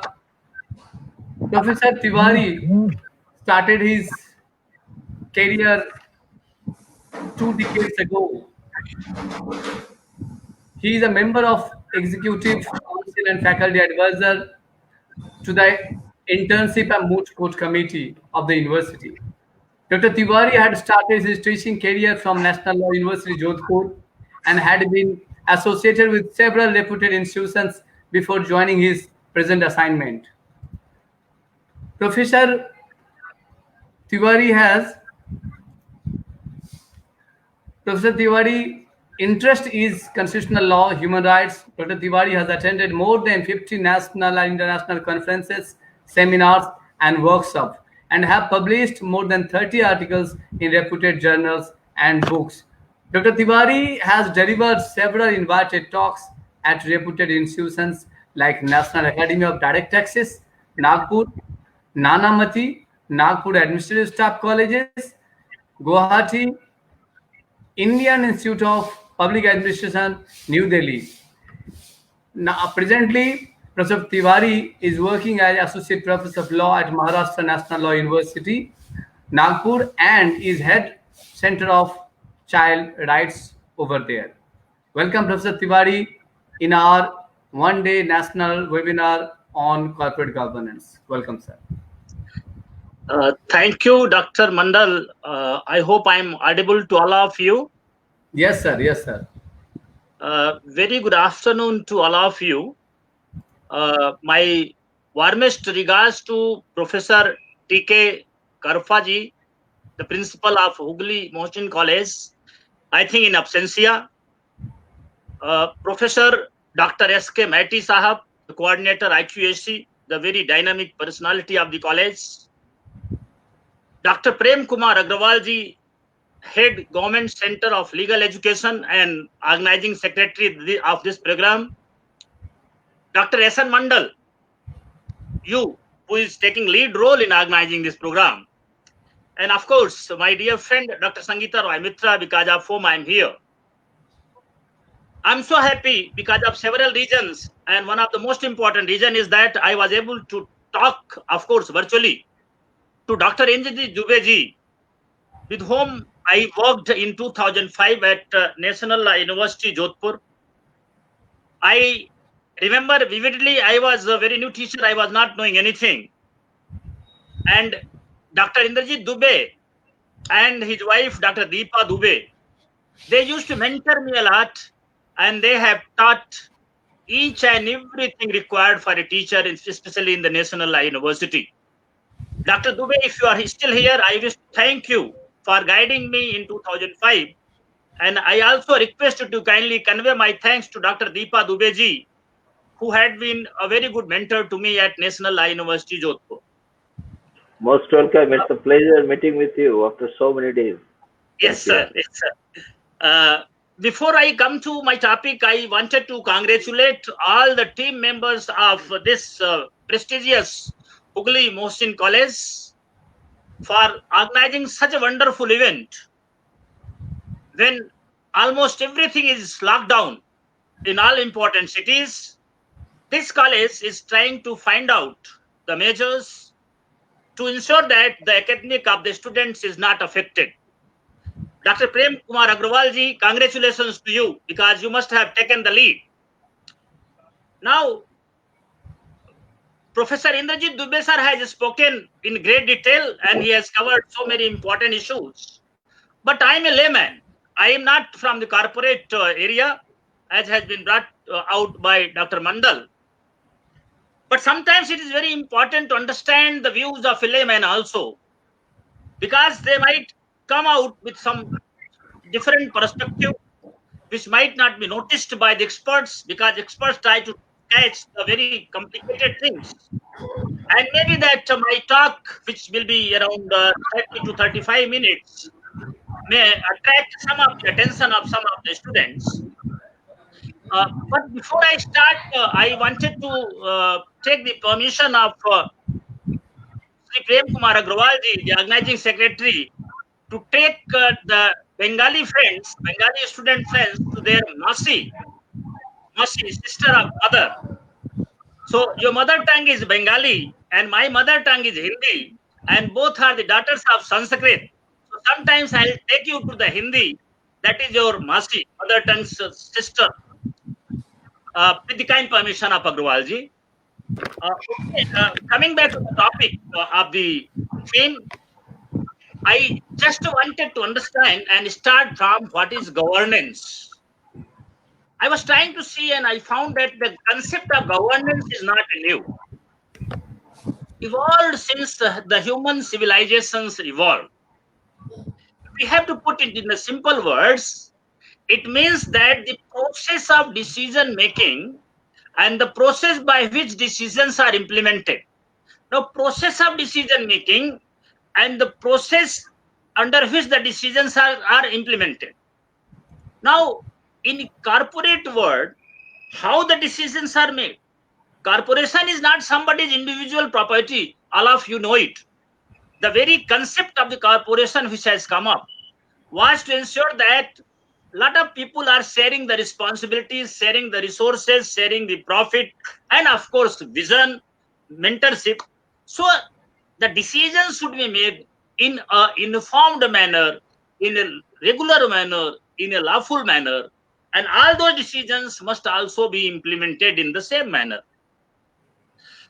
This governance can be used in several contexts, such as corporate governments, which we are talking today, international governance, national governance, local governance, and of course, we should not forget the governance at home, especially during this COVID period when you cannot even go out. Now, when these governance principles are applied to corporate house or a company, then this is known as corporate governance. Now, the significance of corporate governance is that it reduces the risk of the investment made by the people, the shareholders, and even the promoters of the company. It stimulates the performance. If you are working very nicely, then your performance is going to be doubled, tripled, and multiplied by number of times. Then improves access to the capital market. If you are performing nicely, there will be people who will be trying to buy your shares. You shall be able to attract the assets from the market. Then enhances the marketability of goods and services, improves the leadership, and demonstrates transparency and social accountability.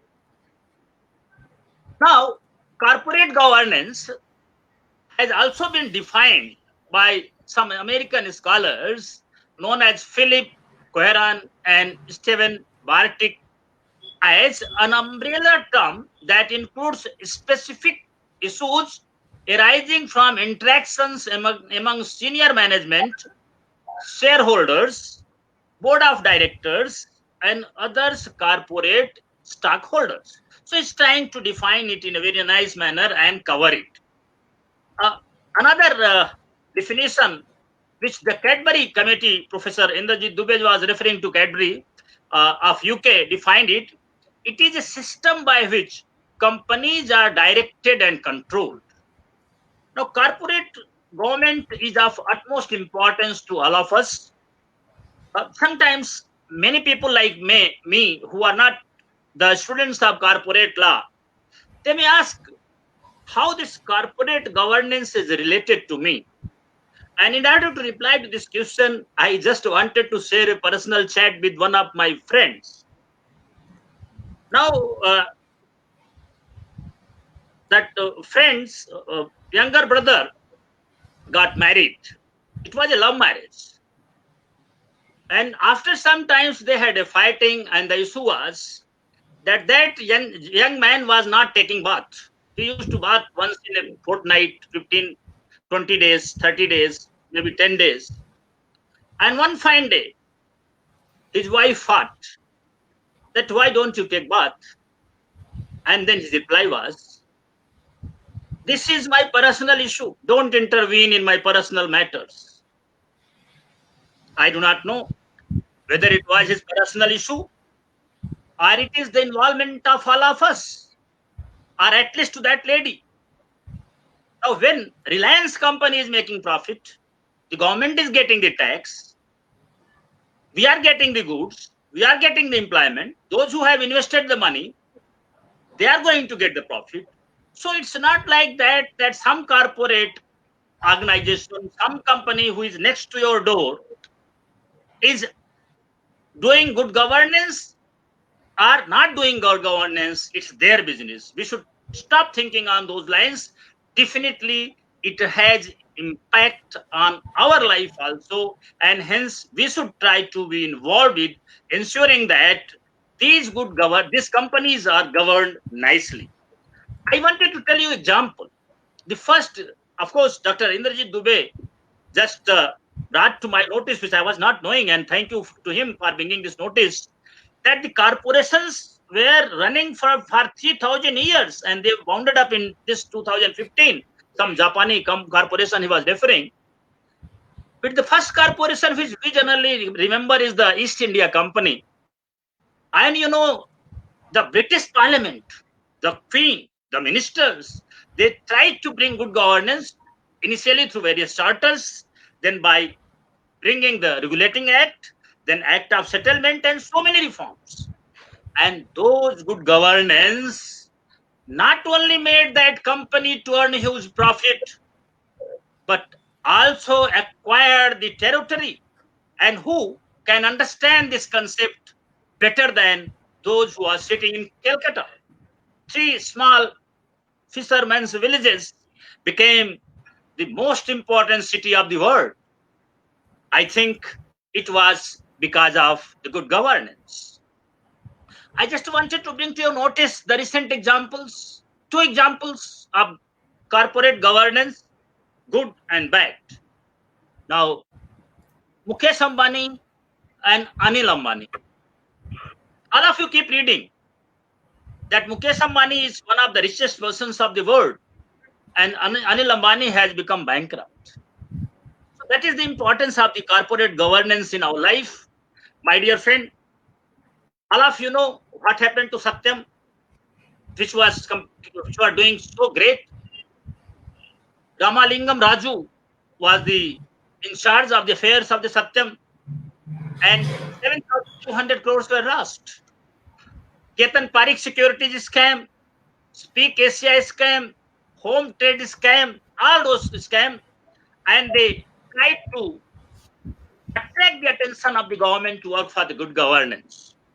Before I come to good governance, I just corporate governance. I wish to talk to good governance because Professor Maiti sir has told that corporate governance is nothing but the good governance, and it has application not only in the corporation but everywhere, including in our families.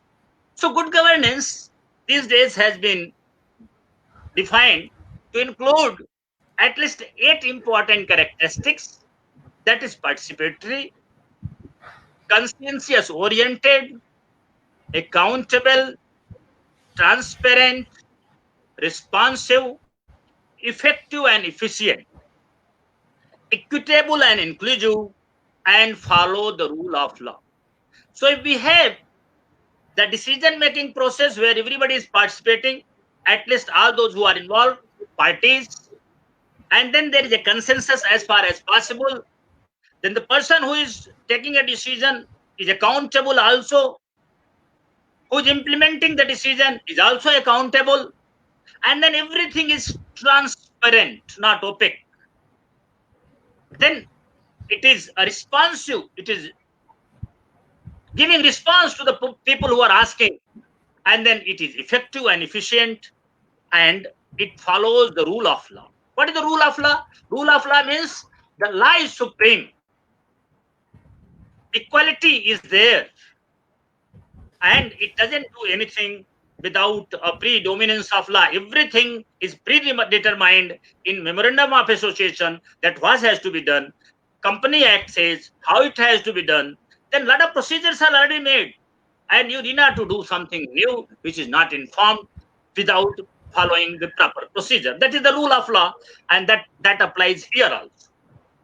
Now, this was the definition of the rule of law given way back in 1885 by Diocese. But at a later point of time, the rule of law includes the recognition of certain civil and political rights. Not only this, but also certain social, economic, and educational and cultural conditions which are essential to the full development of his personality. So economic rights are also covered within the rule of law, and rule of law must govern their proper decision making. My dear friend, it's a shocking and sad in our country that those who are at the helm of affairs, they are supposed to point out the mistakes if they are being occurred in the running of the company. But if some senior officer points out the mistakes of the company, they have become so blind that they try to throw him out instead of trying to improve the system. Though I have never read the corporate law, but recently I was trying to read the decision of the National Company Tribunal, and I happened to see that Cyrus Mistry was dismissed as a chairman of Tata Trust for bringing out the faults of the companies, what mistakes they are committing. So when they try to bring out the corruption in the system, then they are not accepted. That is a very bad thing. But India has started for quite some time in improving the governance of the corporations. There was a Kumar Mangalam Birla Committee. Then SEBI started on the recommendation of that committee some improvement. The Naresh Chandra Committee also found that the auditors are not effectively working. Auditors are not working as independent government representative, but they are working as agent of the company. And they tried to recommend some reforms in the audit system. Then Naresh Chandra Committee, then N.R. Narayana Murthy Committee, and finally J.J. Irani Expert Committee. Of course, there may be several. And these committees ultimately recommended a lot of reforms, and they have been incorporated in Companies Act 2013 and other regulatory frameworks. I just wanted to talk something about what provisions are there in the Companies Act for the good governance. I'm very sure that young students who must have joined the college recently, and they must be studying the company law for the first time, they might find interesting. I also want to tell the organizers that in case you are not able to hear me because of some internet problem, etc., you may kindly remind me. Till the time you remind me, I hope that I am being heard by all of you, and I shall continue for another 20 minutes or so. So when we see the Section 3 of the Companies Act, we find the heading Formation of a Company. And the very first sentence says that a company may be formed for any lawful purpose. Now, lawful purpose also includes that whenever some decisions are taken or implemented, they should be done according to law. So the very first sentence of formation of a company talks about governance, and that is good governance. Of course, the bad governance of the company has started since long back. I remember a UK case, which is generally taught in the very beginning, that is Solomon and Solomon Company Limited of 1896. All of you know that Solomon was not a very honest person, if I have to say, in a different, giving a different interpretation.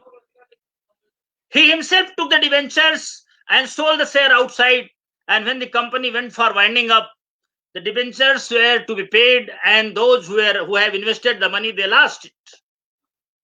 And when a case was brought against him, the interpretation was given as that company being independent identity, a separate legal entity, whatever the systems are there, the assets are required to be distributed according to that. But it was almost same.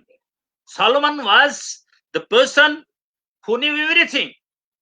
So I will feel that the bad governance started immediately after the corporations started coming up, and they continue till now. Vijay Mallya and many others, I'm not going to talk about them.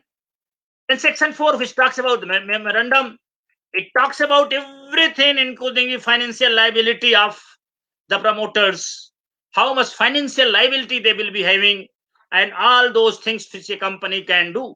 So if something is not written in the memorandum, company cannot do, and that is a part of governance, good governance of the company.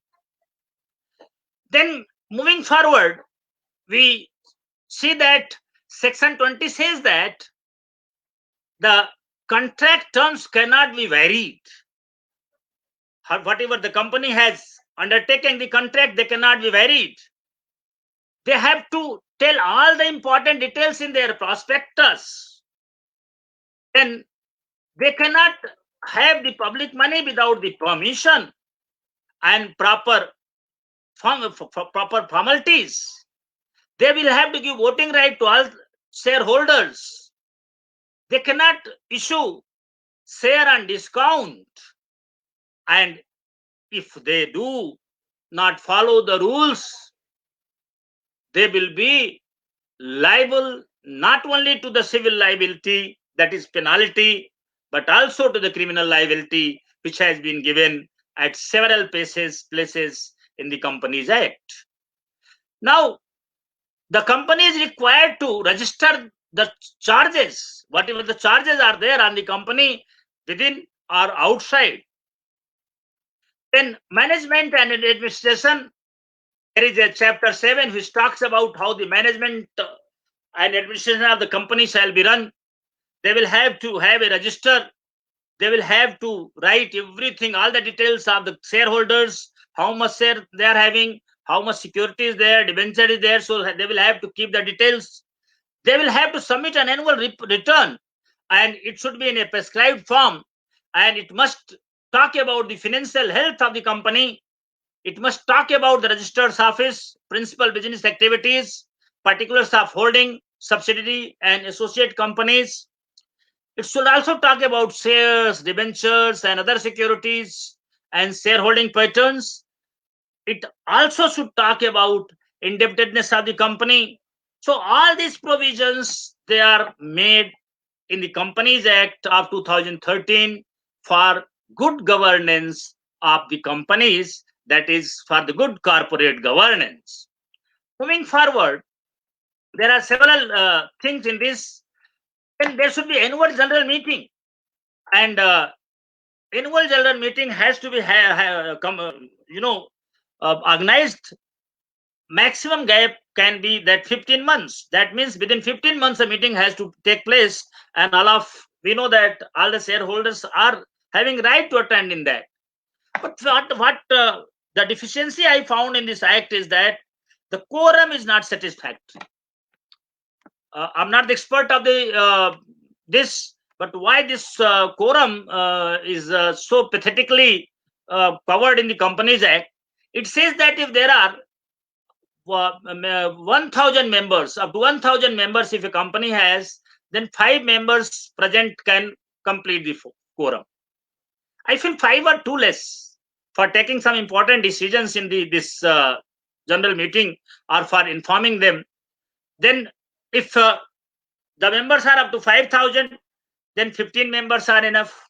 And if they are more than 5,000, then also 30 members, which I think is very pathetic. It should be reviewed by the concerned authorities. I do not know. I cannot comment whether this is right or wrong. Then when there is general meeting, the chairman is not the board of director or something like that. Those who are participating can have their chairman, so that all those important issues can be discussed and deliberated with the permission of the chairman. Proxies can be permitted to attend and vote. Then the company will have to declare the dividend, and the dividend is required to be declared only from the profit. If there is no profit, dividend cannot be declared. Then there had been reportings earlier that companies are giving the dividend even if they are not having the profit.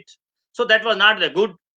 Then a very important thing, Investors Education and Protection Fund has been, envisaged, and the basic purpose of that fund is to impart training among the investors about the awareness of protection of their interest, how their interests can be protected, what they are supposed to do in case there is a mismanagement in the company. And punishments, as I told, has always been prescribed, not only in the form of fines and penalties, but also in the fines in terms of imprisonment. My dear friends, I just wanted to tell that most of the companies default because there is no strong accounting system in those companies. And Chapter 9 of the new Companies Act is trying to take care of this crisis. It not only talks about what procedures are going to be adopted for auditing the company, but it also talks about who could be the auditors. It tells that financial statement for every financial year, which give a true and fair view of the state of the affairs of the company, including that of its branch office or other offices, is required to be audited and reported to the government and to the other members of the company, shareholders of the company. And who can be an auditor? Only chartered accountant can be auditor. They cannot be appointed second time. Maybe the government feels that there could be the collaboration between the directors and the auditors. Of course, if there is a firm, then it can be appointed just second time, but not more than that. It has also been envisaged in the Companies Act under Section 132 that a natural financial reporting authority shall be constituted to oversee that all government regulations are being followed. Now you see the chartered accountant, the company secretary, they have been given more specific powers, and personal liability has been imposed them. Then 8 another authority is being created to ensure that accounting and auditing standards are fulfilled, and this authority is going to be given a lot of powers to ensure that all the actions of the government is implemented. Now, moving forward, this authority has been given the power of a civil court in terms of Civil Procedure Code of 1908 for summoning and enforcing the attendance, discovery and production of books, inspection of books, and several other powers as used to be there. Now, auditors can also attend general meetings so that their statement prepared by them, the audit report, is not manipulated. They have to give a statement that the financial health of the company is good. They are following all the rules and regulations. Their auditors, their directors are eligible. So all these precautions has been taken, but still things are not very good. Before that, before I move to why these things are not good, I wanted to tell that appointment and qualification of directors has been also taken care in this. And the most important thing, that a lady director will be there now, and the independent directors will be there, who shall not be less than 1/3. Now, who is the independent director? The independent director means he does not have any involvement with the company, neither he has any interest, nor he has any business in the company. Why this? Probably Professor Indrajit Dubey has referred. It is to bring that company is run in accordance with the provisions of the laws. Rule of law is followed by the company. They are not mismanaging. The purpose of the directors, the purpose of the other employees must be to earn maximum profit. As the East India Company was trying to earn the profit and violating all the norms of the humanity. They talk of human rights, but they violated all the human rights in our own country. So the directors, they are bound because they have to look towards the profit. Wherever there is a profit, sometimes the lie is required to be ignored. They might close their eyes and try to focus toward the profit. But those independent directors, because they are not connected, they are supposed to ensure that the laws are being followed in letter and spirit. Now the directors' specific duties have been assigned in the Companies Act. They are supposed to act in accordance with the articles of the company. They cannot violate the articles of the company. They have to act in good faith in order to promote the object of the company for the benefit of its members as a whole and in the best interest of the company. So this is the objective of the director. This is the duty of the director and company, its employees and the shareholders, the community, and for the protective of environment. So how wide the power has been, how wide the duties has been assigned to the directors. They will have to work in good faith in order to promote the object of the company, not their own personal agenda. Then for the benefit of its members as a whole and in the best interest of the company, employees, shareholders, the community, while taking care of the environment. They cannot ignore all those things. Now, they are also supposed to exercise duties with due and reasonable care, skill and diligence, and to exercise independent judgment. They cannot be negligent. They will have to have the understanding of the market. They will have to have the expertise in the area for which they have been appointed. And if they exercise due diligence, the good corporate governance has to be there. My dear friends, the section 166 of the Companies Act also talks about that they are not only supposed to work like this, but there are certain acts which they are not supposed to do.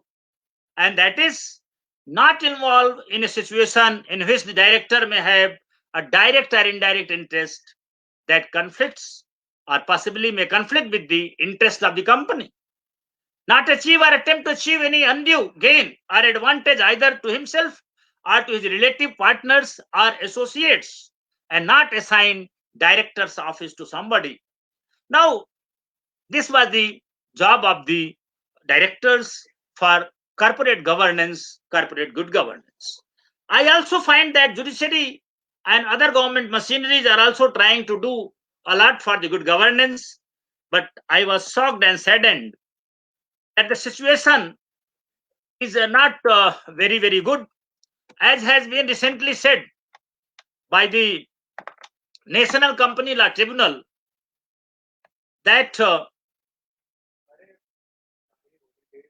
all the mismanagement taking place in the companies. They said that the governance and operations in the company were mismanaged. The bills were inflated and not recorded correctly. So the probe clearly indicates that it was not a corporate scam in the apparel manufacturing firm, but it was not adherence to the rules and guidance of business procedures in the firm. Sources privy to the probe said the guidelines under the Companies Act were violated, which is suspected to have led to other contraventions like tax evasion, etc. They are master in ensuring that they are not following the rules and regulations. They are moving a step ahead of the government and the government rules. Sometimes it is said that law brings social change, and sometimes society compels law to be changed. All of you know about Kingfisher. One of my friend from NUJS, Dr. Anirban Chakravarti, who is working with me these days, he says that Kingfisher is very popular in West Bengal, especially among the students. I'm talking about Kingfisher flight, which incurred huge loss, and because of his Vijay Mallya is taking refuge in England. I have to talk about Jet Airways also. So why all these happen? I wonder, I was thinking, what could be the reason? And when I found the reasons. There was a time in our country, in our culture, in our civilization, when people used to say, Nindantu niti nipurah yadivastuvantu Lakshmi samavishatu gacchati vayathestam adhyeva madamastu yugantareva nyayat patah pravichilanti padam nadhira. Wise men, whether praise or criticize, wealth whether come or vanish forever, death whether comes today or after years, but the great people never get deviated from their path of justice. Whatever path of justice is there, they will never deviate.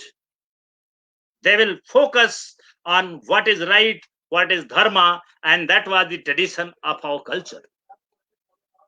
But now we have forgotten that, and we have learned it another sloka. What we have learned? Twamev mata sapita twamev, twamev bandhuscha sakha twamev, twamev vidya dravidam twamev, twamev sarvam mama deva deva. जहां से पैसा आ रहा है, चाहे लाखों लाख लोग मर जाएं, चाहे करोड़ों लोगों को खाए बिना मर जाए या गैस उनके ऊपर रिलीज हो जाए, we will not bother, but we will bother only about the money. Money has become God, money has become everything, money has become family, and in order to earn the money, we will do anything. अभी हमने देखा पंजाब में न जाने कितने लोग शराब P करके मर गए थे. तो इन जो लॉसेज हुए हैं, इनकी वजह से मुझे लगता है कि हमारा जो अपना एक पर्सनालिटी में कुछ बिगाड़ आ गए हैं, परेशानियां आ गई हैं. And even it was found by the expert committees that ethics was questionable. We do not have people with ethics, with conviction. The report was also made that behavior at the top level was not good. Management want to be engaged in aggressive earning of the company without bothering for all the things. Then weak internal control, no provision of risk management, and of course start coming in accounting and reporting, etc. Now, though I'm not expert, but I was trying to see what can be the remedy. And the remedy, I tried to find the Kautilya's Arthashastra. It says that all those who are in power either in the government, at home, or in the corporate houses, they must consider servants of the people, including the king. Modi ji कहते हैं प्रथम सेवक. So they must consider servant of the people. And good governance also requires stability. Kautilya has told around 4 things. I do not know. The experts of the corporate law may be in a better position to comment and take forward this. And I'm going to finish in another 3-4 minutes. That Raksha, those who are in management, They should try to protect the business. They should try to protect the interest of everybody. This should come from within. No law is required to be passed for telling what is good, what is bad. I used to discuss, I am the student of constitutional law. And once I asked some students what is the importance of Visakha's case. And then they told that this has told what is sexual harassment. I was surprised. Were we not knowing before 1997 what is sexual harassment? Similarly, I am of the firm opinion that we know what system is going to bring losses to the company, and hence all those who are at the head in a position to see that they can do, they must try to protect the interest of all the stakeholders. Raksha, Kautilya ne kaha tha. Then Vriddhi, increase in the profit, growth and development of the company on value-based system, without not following without values. Then Palana means compliance. They must try to follow all the rules and regulations and rules of humanity, kindness, justice, equity. All those things they are required to follow. And then Yog Kshama, that means the well-being of everybody, that is the social security. Nowadays we know that corporate social responsibility. So how we will do this? In order to understand this, I recall West Bengal is known for bringing a lot of reform in our society. Lot of reforms started from West Bengal and they reached to far and wide in our country and even abroad. तो कहा गया था वेदों की तरफ चलो, back to Vedas. ये नारा बंगाल से ही लगा. और जब वेद की तरफ जाते हैं तो we see chapter 16 of Gita. There the qualities of human being have been divided. Lord Krishna tells Arjuna that the qualities of human beings are divided into two categories. One divine quality and other one is the devil qualities. Ahimsa, Satya Krodhas Tyagah, Santi Rupasayanantam, Daya Bhuteswaloluptam, Mardo Hari Chapalam. We have forgotten the divine qualities. We do not read what has been written. Just for our selfish interest, we are ready to do anything and everything. So, what is required to be developed, that we should read those books and try to develop a personality where we are not so selfish, but we are working selflessly. All those directors, all those employees, all those promoters, if they work selflessly, definitely they will earn the money. If you work hard, you are going to earn the money. Then there should be integrity. Then there should be objectivity, not subjectivity. That okay, somebody कोई जमीन खरीद लो, फिर उसका हम land use change कर देंगे और रातों रात 50 करोड़ का आदमी बन जाएगा. जो किसानों की जमीन 25 लाख रुपए में नहीं मिल रही थी, लैंड यूज चेंज करके अरबों रुपए में कन्वर्ट हो गई. It should not be there. Objectivity should be there, not subjectivity. Then accountability, those persons who have done some nonsense should be given the hardest punishment, and they should not have any social respect. They should not be permitted like Vijay Mallya. All the countries should come together and ensure that such people are immediately handed over the police, and they should not be getting the bail. White collar crime should be considered to be the more heinous crime than even the murder. This is what I personally feel. Then there should be openness, honesty, leadership. If we develop all these qualities in our human beings, in our children, then I am very sure that the governance of a corporation shall always be good governance. And not only of the corporation, everywhere, be it a college, university, home, or anything, any government organization, they all will be good governed. So we'll have to learn, we'll have to go back to the Vedas, we will have to go to our own cultures and try to find out the solution all of these problems. Now, corporate social responsibility has been given to the corporation 2% of certain categories of corporation. One day I was trying to understand, and in 3 minutes I am going to finish it. I was reading that why the government did not increase 2% more tax and why they have given this work to the companies.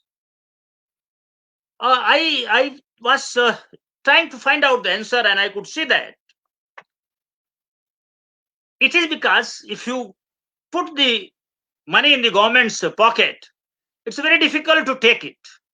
And even if you take it, even if you get it, our late Prime Minister Rajiv Gandhi has told that a fraction of that money reaches to the real person. Tail tak nahi pahunchta, head pe hi khatam ho jata hai.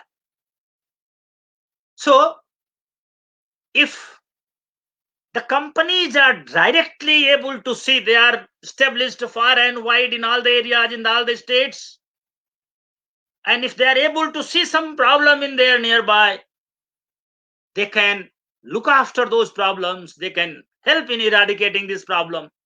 And the government, number of the government is small. How many people are there employed in the government? What they can do? Definitely you'll agree that corporations are more than the government employees.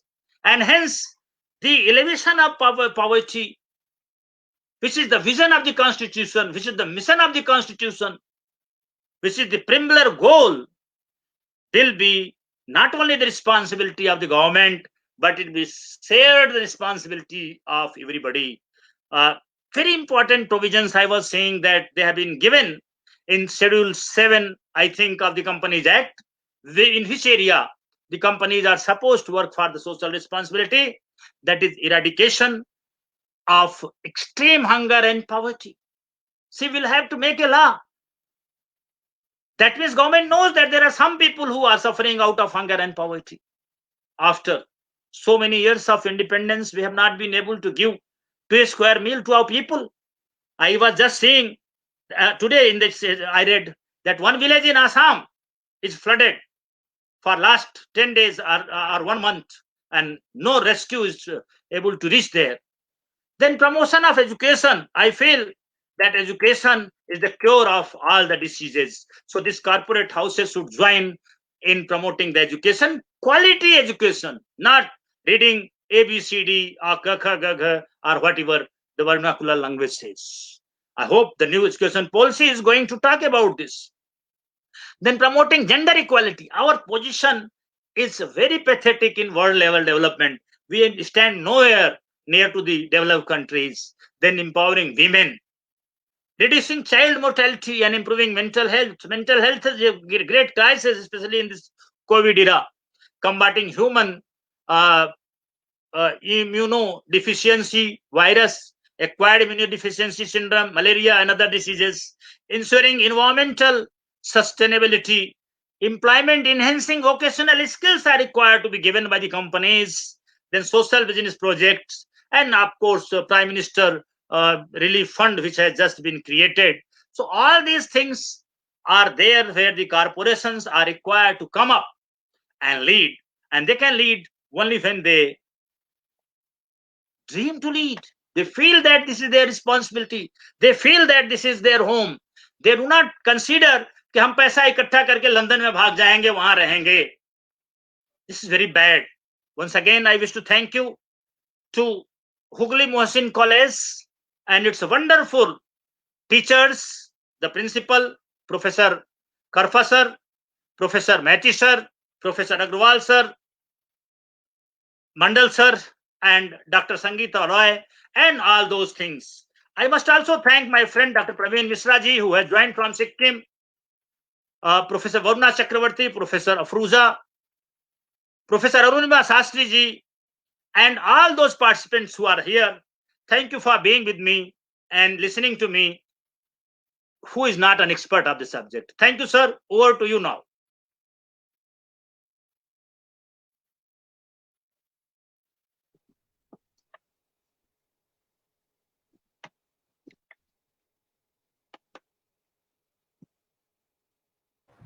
Sangeeta, please. Over to you. so much. I don't have words to express my gratitude to you since you agreed to address us at such a short notice. I spoke to you on Friday evening and you agreed to address us. So thank you so much, sir. And you have been an expert. And you always tell that I am not a pro, but you are a pro, sir. Thank you so much. Now over to Dr. Rajiv Hassan for the question answer session. Dr. Rajiv Hassan.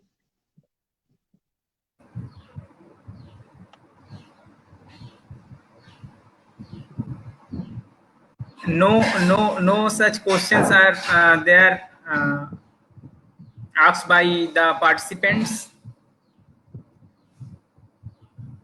So I'm requesting our HOD sir, if you have any question.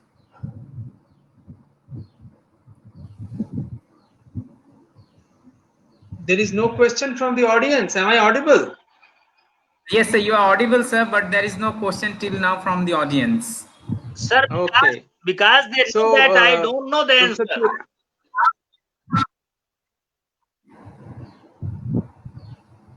Haji? Hello? Because Yes, the Professor Tiwari, you were audience saying knows something. that I'm not the expert, and they had Professor Dubey to answer their question, and they do not want to talk to anybody after Professor Dubey has spoken to them. No, sir. Professor Tiwari, actually, we have some time. Yes. If the question was not requested, now they'll put the questions. You got the question. Sir, they are certainly satisfied with your deliberations, and they are speechless and questionless as well. Questions will come very. They don't.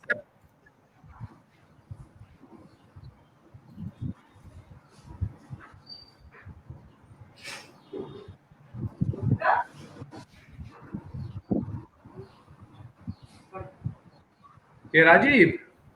Sir. Yeah, you please go to comment box. There are some few questions there.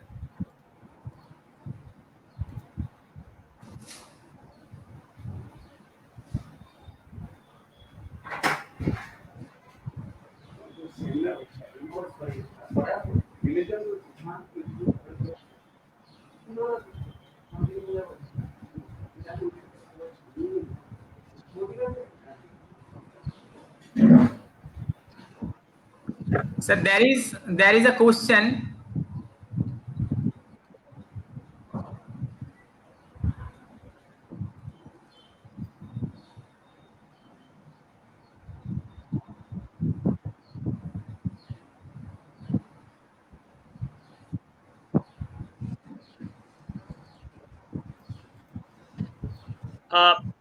There is one question which I am going to take suo moto with the kind permission of Mandal sir. Yes, sir. Yes. Okay. The last thing is that people want the feedback now, feedback form. I think it's going to be 2 o'clock and lunchtime for them. But very quickly, I wanted to reply to the question posed by Subham Ghoshji. He's asking the concept of whistleblower. Whistleblowers are the people who are to inform about the mismanagement which is taking place, the corruption which is taking place. I know a lot of people are killed for this purpose. I do not know exactly, but you know what happened in Bombay. I am given to understand Sushant Kumar has been killed. I do not know whether it was suicide or killing. And killing, if it is a killing, then it was for hiding something. Similarly, the whistleblowers, it has been seen that they are being killed so that the corruption is not coming out in the public. So there has been demand, and the government is also working, and some provisions has been made to protect the whistleblowers, to ensure that their identity is not disclosed, and in case the doubt is there, then also they should be, given some protection. That is the concept of the whistleblower, and that is not a new concept. You must have seen in the pictures, the villain used to shoot immediately. I have seen Amitabh Bachchan, son-in-law of West Bengal, that how immediately he shoots the person wherever he is having a doubt. So that is the concept of it. Thank you, Subham Ghosh. Now I think, yes, Anindita Hazara, she is very hungry. And I have stopped Anindita. I did not exceed my time. Now it's for Professor Mandal to tell you to go for lunch. You can invite us also, we'll join you.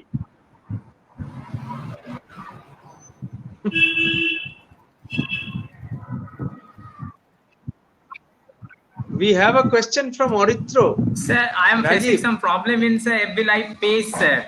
I am unable. Sir, Orithro, I am reading out the question from Orithro. Sir, following the Enron collapse, Sarbanes-Oxley Act 2002, a federal law was passed in the US.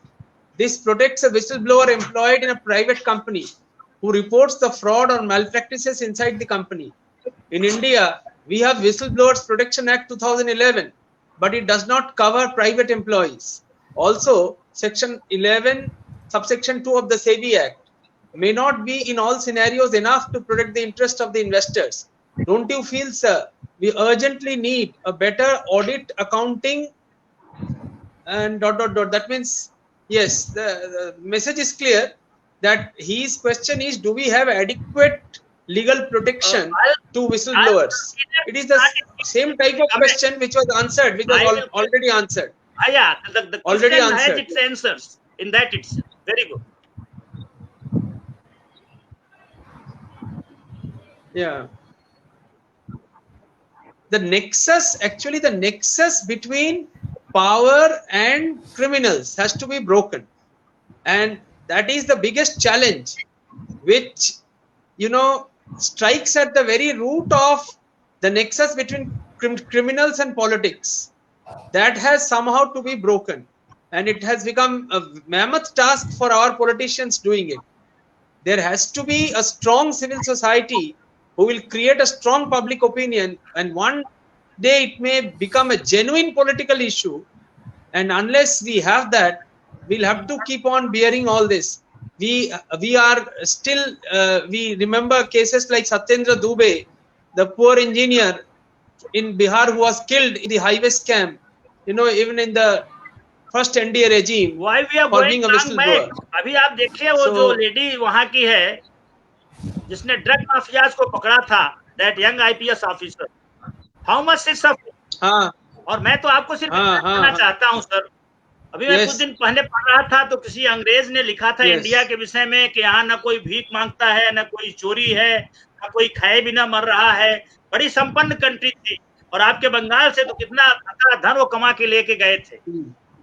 तो उन्होंने कहा कि अगर इनके ऊपर rule करना है तो इनके संस्कारों को तोड़ना पड़ेगा, इनके विचारों को, इनकी जो पुरानी आदतें हैं इनको तोड़ना पड़ेगा, और वो तोड़ने में सक्षम है। अब हमारे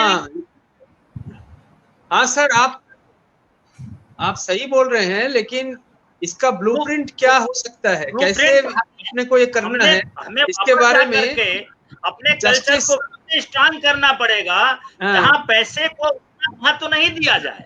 आप देखिए तो उड़ीसा से एक मेंबर ऑफ पार्लियामेंट आते हैं जो साइकिल से चलते हैं, वो कभी किसी टीवी पे नहीं आते। हमारे एकदम सही बात है, सही बात है। नहीं तो इसके बारे में हो गया। हाँ sir,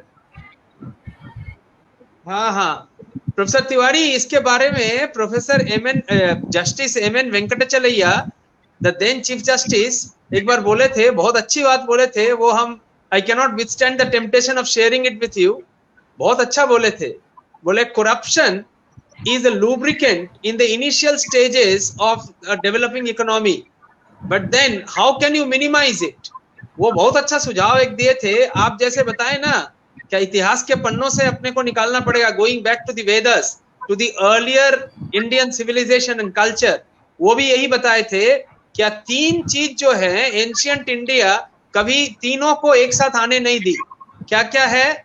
power, Prestige and money, ये तीनों एक इंसान के पास नहीं होना चाहिए।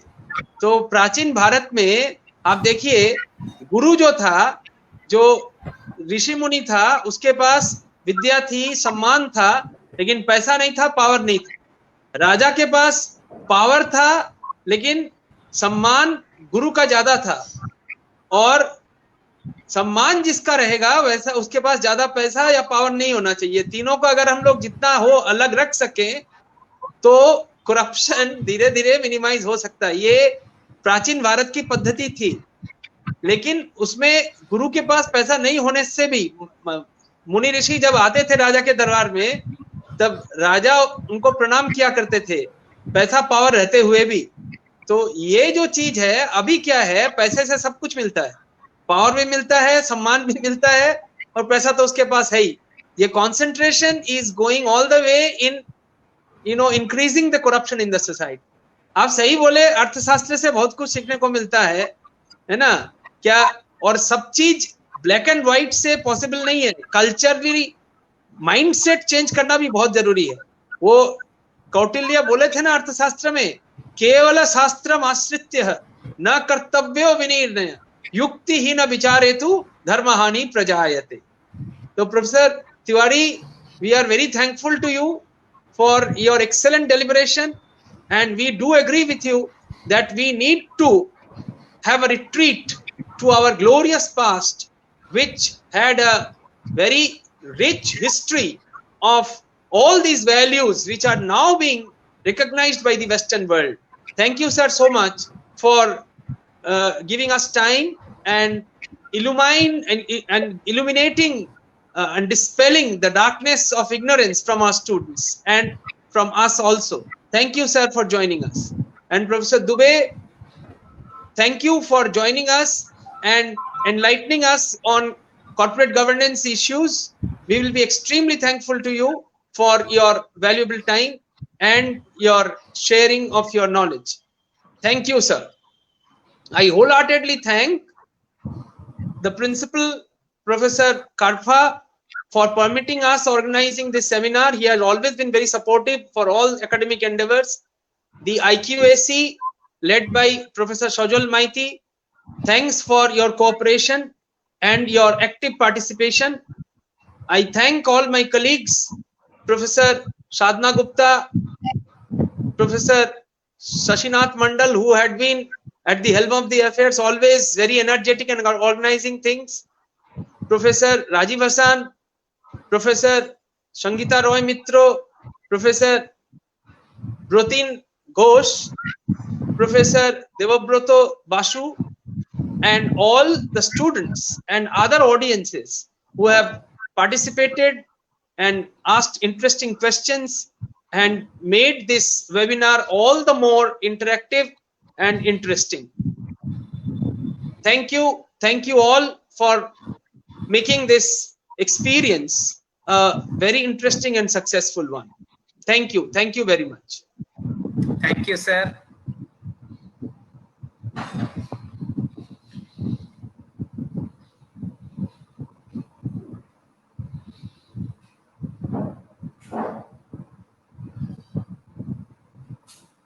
SNM sir, please come in.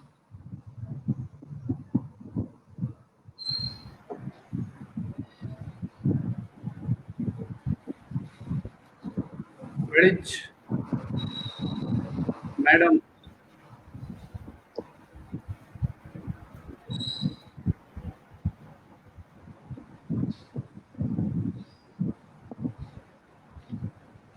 Thank you, Professor Tiwari, for your wonderful deliberation, as already mentioned by our head, Dr. Prem Kumar Agrawal. Now we are at the end of our today's national webinar. I have been given the role to give a vote of thanks. So very first, I would like to express my heartfelt thanks to Professor Kapil Kumar Karfa, the principal and the chief patron of today's seminar, who has always been supporter for all activities in academic juncture of this law section or Government Center of Legal Education. Thank you, Principal Sir, for giving all your blessings and support to this Government Center of Legal Education for organizing this webinar. Another source of inspiration, Professor Sajal Kumar Maiti, the coordinator of IQAC of Hooghly Mohsin College. He's always been eager to assist in any way for all kind of academic activities throughout the college, all departments, and we are one department.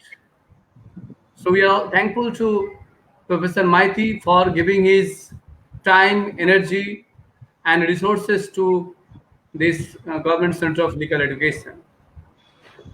We are thankful to Professor Indrajit Dubey. We all know that how busy Professor Dubey is. He's always giving lecture, deliberations, suggestions, advices to many areas, many institutions. But on one call from Dr. Agarwal, he gave his consent. So we really remain grateful to him for his wonderful presentation and his consent for today's webinar. Thank you very much, sir. You are most welcome. Now, Professor Tiwari, Professor Vijay Pratap Tiwari was from day one given his consent with request from our moderator of the program, Dr. Sangeeta Rai Maitra, and on one call only, he is so academic minded that he has given his consent to be the part of our program. Thank you very much, Professor Tiwari. Now, all the fraternities, all the associates of Hooghly Mohsin College, Law Section or Government Center of Legal Education, right from our own HOD, Dr. Prem Kumar Agarwal, Senior Assistant Professor Dr. Shadna Gupta, Dr. Rajiv Hassan, who has given a wonderful contribution in today's program by assisting all the speakers in question or interactive sessions. Thank you, Rajiv. Dr. Sangeeta Rai Maitra, due to any reason, he is not in this screen because of technical issues. He has also been very assisting towards the seminar. Mr.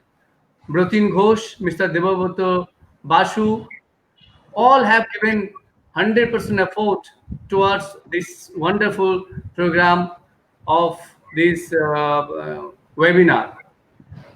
Professor Prem Kumar Agarwal has also always given us source, given us energy to go for these kind of programs. Thank you very much, Dada, for your all the way 24/7 inspiration to this legal center, to this law section of Hooghly Mohsin College. You are the tablet energy for all of us. Thank you. Thank you, everybody. And last but not the least, thank you all the audience, all the participants for their wonderful participation and interaction with our guests, with our keynote speakers, and for your support to Government Center of Legal Education. And we hope that in future also, you always give support in this way to this Government Center of Legal Education. Thank you, everybody. Thank you very much. Thank you, sir. Thank you, sir.